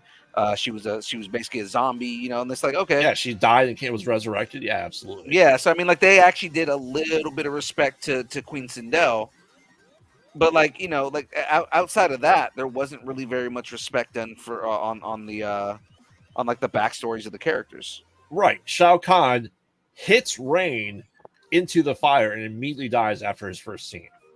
Shiva, the crap, I can't think what the Goro species are called. But Shiva was in it as well, right? Yeah, I'm trying to remember her species too. Yeah, they just throw, like I said, they just punch Rain. Shotokan. Yeah. Yes, Yeah. They're called the Shotokan. Right. Like I said, and Doom, it is a horror movie, and it being a cheesy horror movie, it has a very special place in my heart. The thing about Doom, and I think that this is something that is checking the positives box of that movie. You know what it really reminds me of? Ghost of Mars. Yes, that's exactly what I was going to say. It reminds me of. I was going to say John Carpenter, but yes, Ghost of Mars is exactly what it reminds me of. Oh, absolutely. Mm-hmm. Which again, that's a positive. I actually like Ghost of Mars. Most people don't. But it's John Carpenter, so I will give it. Yeah, it is Doom, but Ghosts of Mars. It is that technology. It is Mars, right? It does do. Even people give crap about the molecular door that you're able to pass through, right? And Doom, and people getting stuck into it. Yes. Is it not as good of a story as the original video game? There wasn't much of a story in the first Doom anyway. Yeah, but it's pretty much just running around and killing demons. Right.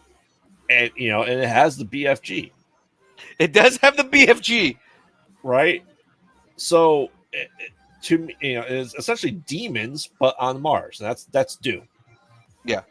So for me, if we're going straight adaptation ideas, Doom is closer to the source material than Annihilation was, just because they mixed 2 and 3 together.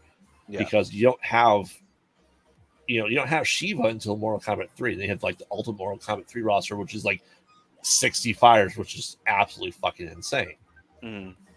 As much as I love Annihilation, my vote is for Annihilation being the worst of them, because Doom has good actors. Yeah. It has the FPS scene. So that makes it a better movie to me. I agree on that. My vote is going to go towards Annihilation. And again, Annihilation is one of those movies where I talked multiple times about how I believe that's one of the worst video game movies ever made. Yeah, I mean, I don't disagree. I mean, and I don't know anyone who's watched. Did you ever watch the TV show Mortal Kombat? No. That was about Kung Lao. It came out right after Annihilation. Yeah, I know which one you're talking about. I never watched that. It was mostly because I didn't really have any interest in it. So it essentially, just think of Mortal Kombat meets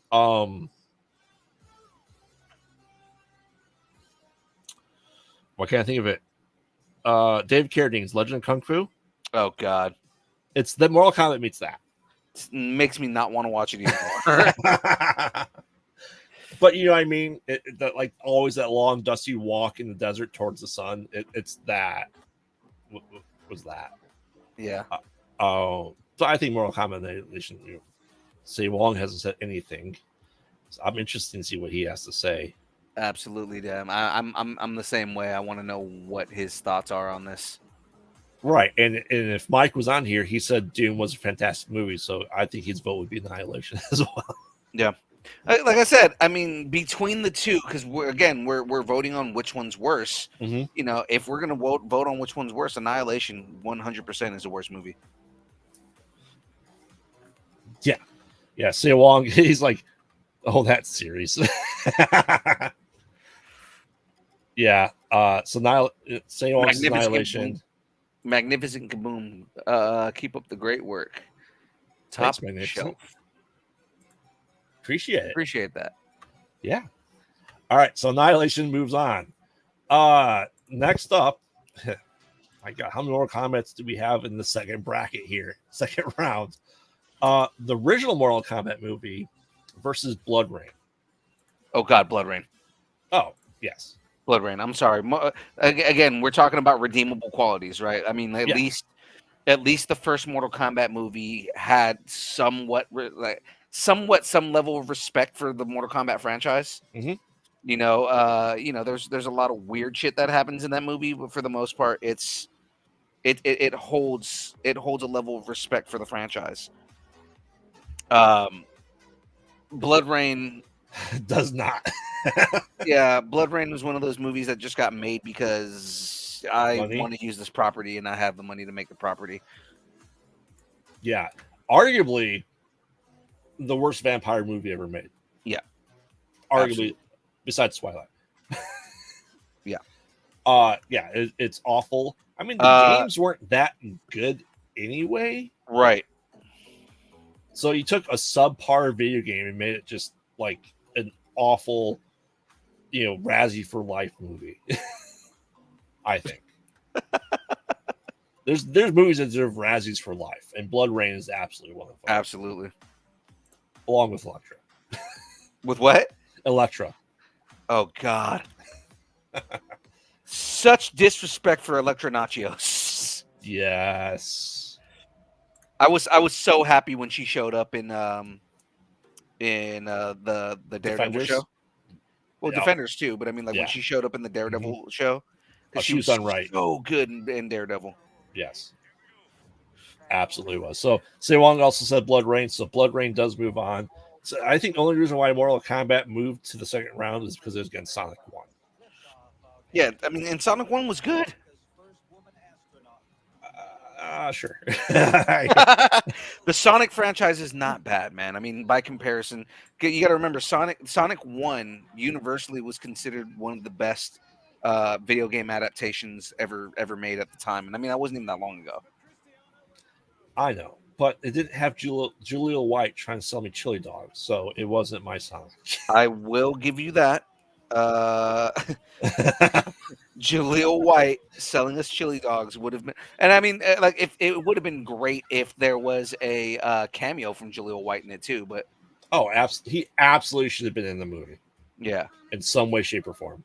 Yeah, hands down. All right, so Blood Rain moves on. Next up, we have Street Fighter versus Max Payne.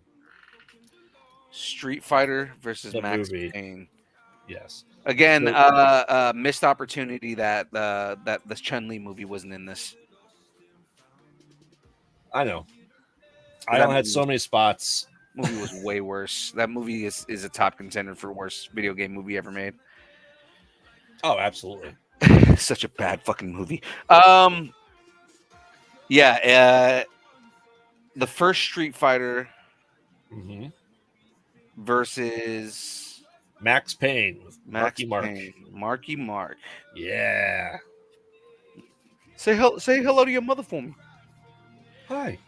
Yeah. Let's hi. Are we gonna talk? What? No. I mean, what's funny, what I think about the Street Fighter movie, what was the absolutely hysterical full circle was that we got Street Fighter the movie, the game. Yes. Oh, it was so bad. Oh, absolutely. It was basically like a Mortal Kombat clone, but with Street Fighter characters. It was so bad. Yes. And so they had a movie, and then they made a shitty fighting game off of the shitty movie. And there's already a really good video game called, Street Fighter. Street Fighter. Yeah. Like why who wanted this? That was like that. Like, To nobody me, asked for this. that is like the most ironic thing possible. They were just Like, we need to capitalize on this Street Fighter franchise that nobody's ever heard of. Right. And we get this. Such a stupid bad idea. Oh, absolutely. I think that's hysterical. Yeah. But Max Payne was awful. Max Payne was so bad. Like this fucking weird ass demon fucking subplot in the movie that wasn't in the game. Like what the why? Right. Max Payne, amazing fucking game. Yeah. Amazing game. Arguably one of the better franchises. I can't say it's one of the best franchises, but I mean it is one of the better franchises that Rockstar came out with. Bullet time. The bullet time was the big thing because I remember right after that Hard Boiled came out and everybody freaked out. Yeah. Which I didn't hate Hard Boiled, and I was kind of upset that they never made a sequel to it. But it didn't do well, so I mean I get it. Yeah, I think they did Max Payne a huge injustice. Yeah, absolutely did. In the movie. Honestly, I think that was enough to tarnish the Max Payne name. That's why I only got number 2, and that's it. And I think that movie killed the franchise. I was gonna say we never got another game after that. So it's like, I and even then, like I didn't have a problem with Mark Wahlberg. As much as everybody, there's a lot of hatred from Mark Wahlberg. I don't think he was the problem with the movie. I think it's the same issue that we were talking about earlier, just fucking bad script writing. Yes. They added elements that, for what? Like there's elements that they added to this movie that made absolutely no sense to a Max Payne thing. And it's like it's when you disrespect the source material is why people don't like your movies. It's not that nobody wanted to come out for a Max Payne movie. Like, no, people want to come out for these movies. You just don't know how to make the fucking movie. So I will say that the reason why these movies are bad are the same reason that video games are bad. Yeah. There's no understanding of the property. Correct. So you have, hey, I have Nightmare on Elm Street. You know what? They fought birds and bats, and they don't respect the source material. And I think the video game movies have the same problem, but in reverse. Right. Where they have, like, especially like Max Payne, there's such a deep, interesting story there, and they cut that shit out. They cut everything out. Like it has nothing to do with Max Payne, and it's like, why? Like, it's such a good story on its own for you guys to just ruin it.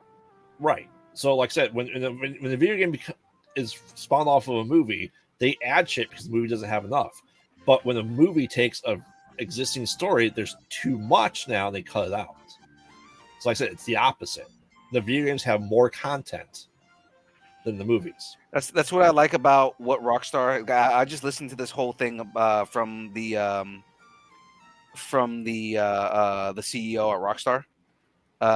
Somebody I had asked him in an interview, how come you haven't made a Grand Theft Auto movie? He goes, I don't want anybody to touch that property. It's good enough on its own. Yep. You don't need anybody to tell these extra stories. And even then, if we decided to make one, if the story needs to be good enough to pay respect and homage to this universe, we've invested so much into this game and so much into this universe that we just don't want people to mess it up. Yeah. Like that, at least they have the respect enough to say, we're not gonna disrespect the franchise that people love. Oh yeah. All being said, what's your vote though? God, we said Max Payne versus Street Fighter, right? Yep. It's hard to call because Street Fighter was equally as bad. Yes. If I mean, yeah, we're not going to talk about like whether you loved it or not or anything like that because that's irrelevant in this case. The problem that Street Fighter had was kind of things that you're going to say that you loved about it, but I mean like fucking where they screwed up was what time is it? Oh, okay, hold on, let me switch cameras because I'm not going to be able to build this right now. Yeah. The problem that this movie had was it's the same thing. They didn't respect any of the source material whatsoever.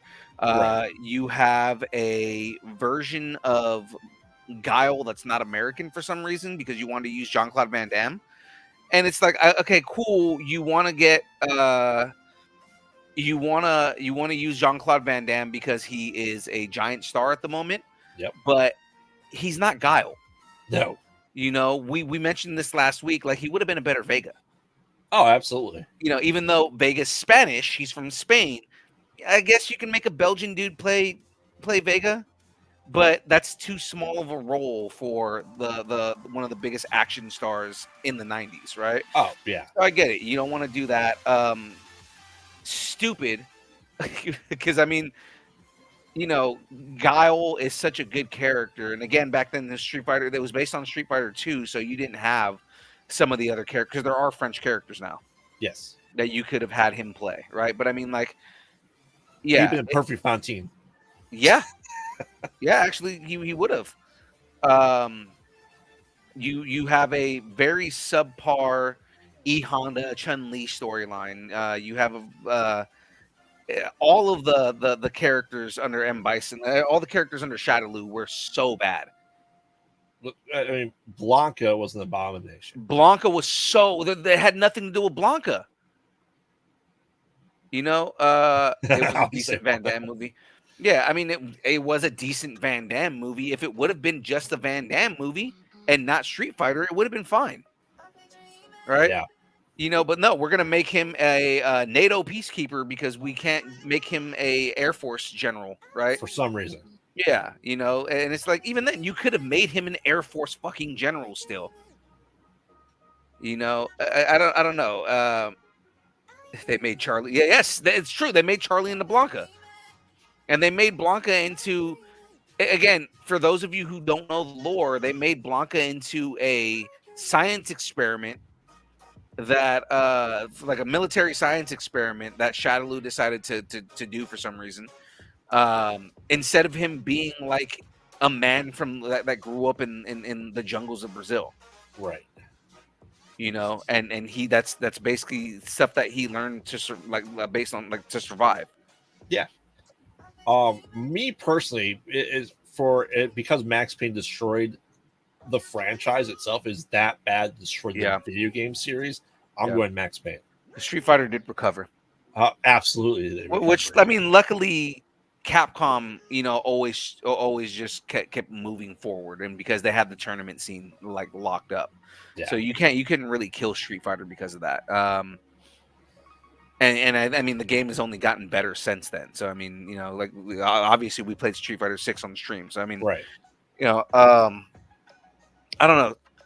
As far as movies go, because I don't want to base it on whether like if the game franchise died or not. Like the movie itself, it's like which one was more of an abomination, right? Which one is more of something that was just why the fuck did you make this?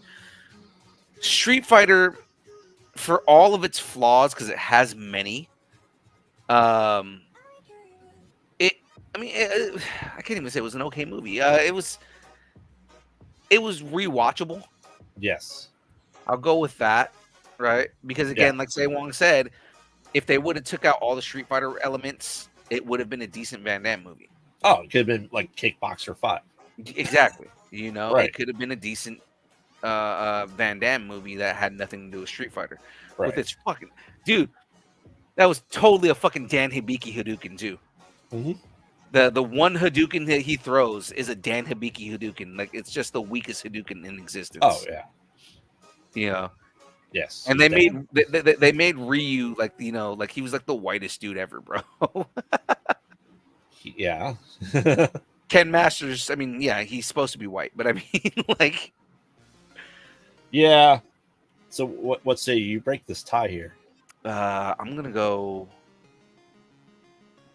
Yeah, I'm going with you, man. I'm gonna go with Max Payne. I think just Max Payne generally was a worse movie. I feel like it had nothing to do with Max Payne. They did not go with any of the noir elements that are in Max Payne. They did not go with, you know, any of the detective problem working stuff on there. It's almost like they didn't do the hard-boiled detective that he was supposed to be, and they put too many fantasy elements that had nothing to do with the movie into it. So, right, nothing to do with the game. I mean, into it. So, I'm definitely gonna say I'm gonna go with Max Payne on this. Yeah. Like I said, it didn't do its homework. Max Payne is absolutely a cop procedural game. Yeah. With bullet time, and that's pretty much it. That's your supernatural element is the bullet time. Right. And Right. like so Street Fighter, at least had street fighting. Yeah. So it held true to the idea of the game. Say Wong changed his vote, so it's unanimous. It's Max Payne is is where we're all going on this. And again, it's we all agree that Max Payne is just a terrible movie overall. It's not even something that you can save with Mark Wahlberg or anything like that. Like the acting in the movie could not save it because the script was bad from the beginning. Oh yeah. Yeah. All right, we should probably end it here. Yep. Yeah. So let's get a recap of everything that we have going on here. Yes. So today we said the Super Mario Brothers 1993 is moving on and beat out Hitman. Ass Creed beat out Tomb Raider 2018 because it's ass. It's super fucking ass, man. Mortal Kombat Annihilation beat out Doom. Blood Rain beat out Mortal Kombat 1995 and Max Payne. Sorry, I gotta change that. Max Payne beats out Street Fighter for being a worse movie, which surprises me because Street Fighter I thought was gonna go all the way out, but because it went up against such a dog shit movie. Yeah. So we are looking. We're going into our final 8 to give a preview for next week. We do have Alone in the Dark versus Wing Commander, which is going to be a fun matchup. Yeah. Rampage versus House of the Dead. House of the Dead. Yeah. And Far Cry versus Bimmy and Jimmy Lee Double Dragon. Oh god, that one's going to be a fight because it's kind of like Far Cry was. I don't know how you fuck up a franchise. Or I don't know how you fuck up a movie on a franchise that doesn't have linear storytelling to begin with, right? But they managed to do that. And Double Dragon is just a dog shit, fucking garbage of a movie. It absolutely is. Yeah, that's why you're in the worst of the worst, though. Yeah, exactly. So yeah, guys, that's gonna be it for this week. Now. Keep in mind, guys, Christmas is next week, so we're not going to be doing a game stream. We're not going to be doing the download. We do have the build next week, so the next time you see our lovely faces is going to be on this very show. A week from now, our guest next week is Redwood Comics, Edward Coffey. And he's got a couple of books that are that are vet centric and everything like that. It's gonna be a great show. We're gonna have some fun with that. Same kind of fun that we have with everybody on the show itself. So guys, tune in, and then we're gonna continue on with this worst movie bracket. Grave, can you make up a mock-up for me so I can post it in the chat? This is like, well, not in the chat, in the Nerdington post. Get everybody excited for next week's bracket. Yes, absolutely. Absolutely, man. So that is it from us. We went over about 10 minutes, but again, good conversations, good fun, and good brackets. So, ladies and gentlemen, that is it from us. Remember, keep nerding together. It is now time for the dance party. Once I get all this in the right place, because no. And quick shout out to make sure to check out Beer in the Chair tomorrow on Kyber K Productions, because it is our annual horror game with Fours, myself, and Fraygirl. And for the foreseeable future, this is the last Beer in the Chair episode. No way. Okay. I might need you to send me a link, because there's a good possibility I may have to crash your guys's last episode here. Yeah. So. All right, man. Well, guys, again, that is it from us. Also, if you haven't checked it out yet, Graveyard had an amazing interview yesterday on Conversations in the Void. Guys, head over to the Pot Out at Night YouTube channel. Go and check out that interview. I got there towards the end because for some reason I'm not getting notifications when you go live. And I looked down at the time and was like, wait, Conversation in the Void is happening right now. And I made my way over there. So I was like, I caught the tail end of it, but I mean, even then, like the last 5-10 minutes that I listened to was like, this is a really good conversation, man. Oh, You it know? was. Those guys were an absolute fucking blast last night. Yeah, they seemed like a shit ton of fun, man. They knew a lot. Oh yeah, Yeah, I they got were some movie nerds for sure, man. Oh, I got some good connections after the show last night to bring people on. So Nice. more exciting stuff coming up. Awesome, man. So yeah, guys, I mean, kind of segueing into this Graveyard, give everybody your Yes. your pluggables here. I'm Gary, co-host of the Mostly Pod Out at Night Mostly podcast. You can find us new episodes every week on Comic-Con Radio, along with this show, and Geek Saga. And make sure to check everything out at Comic-Con Radio. Make sure to check out Spoiler Magazine, as I believe young Phil and James have an article coming out on the next issue, as well as myself. Yes, sir. And just go check out all social media that we have at Pod Out at Night. You check out our YouTube show. We have an exciting guest coming in a couple of weeks, Ron Chevry, who is an animator who's done such movies as Space Jam and Osmosis nice. Jones. Yeah. Oh shit, nice. Yeah, you should check him out. I was surprised, like, why the hell is he coming onto my show when he's an animation studio for 27 years? Did he reach out to you? Yes. Huh. Might need to connect here, sir. Oh, absolutely. Yeah, and then make sure to check out everything we do. Like I said, Conversation Voids on Pod Out at Night YouTube. It's awesome shows every week. And for once, if you are in the Evansville, Indiana in March, I actually have press passes to our first con for 2024. Yay! Exciting.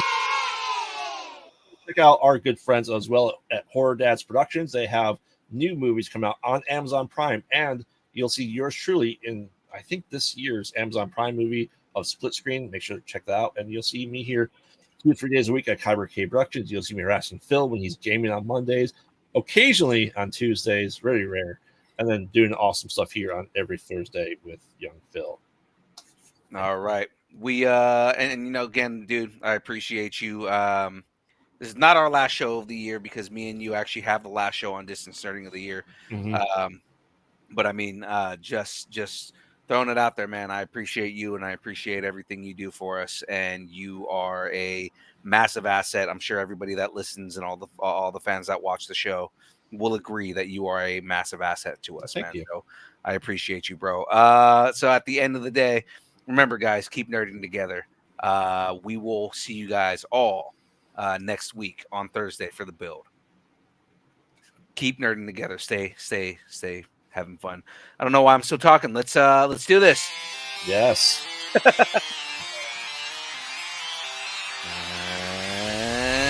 And go.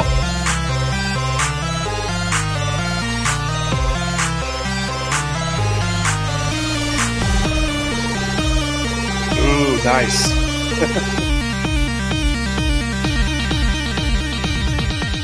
Distance nerding.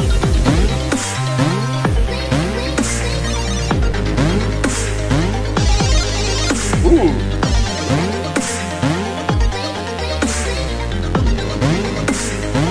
Eddie.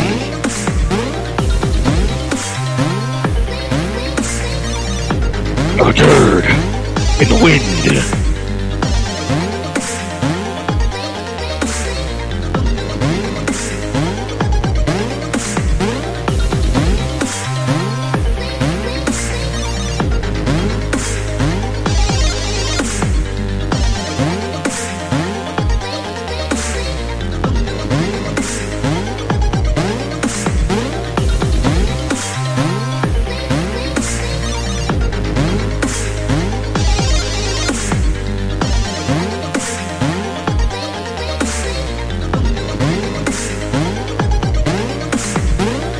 See everybody next week. Bye.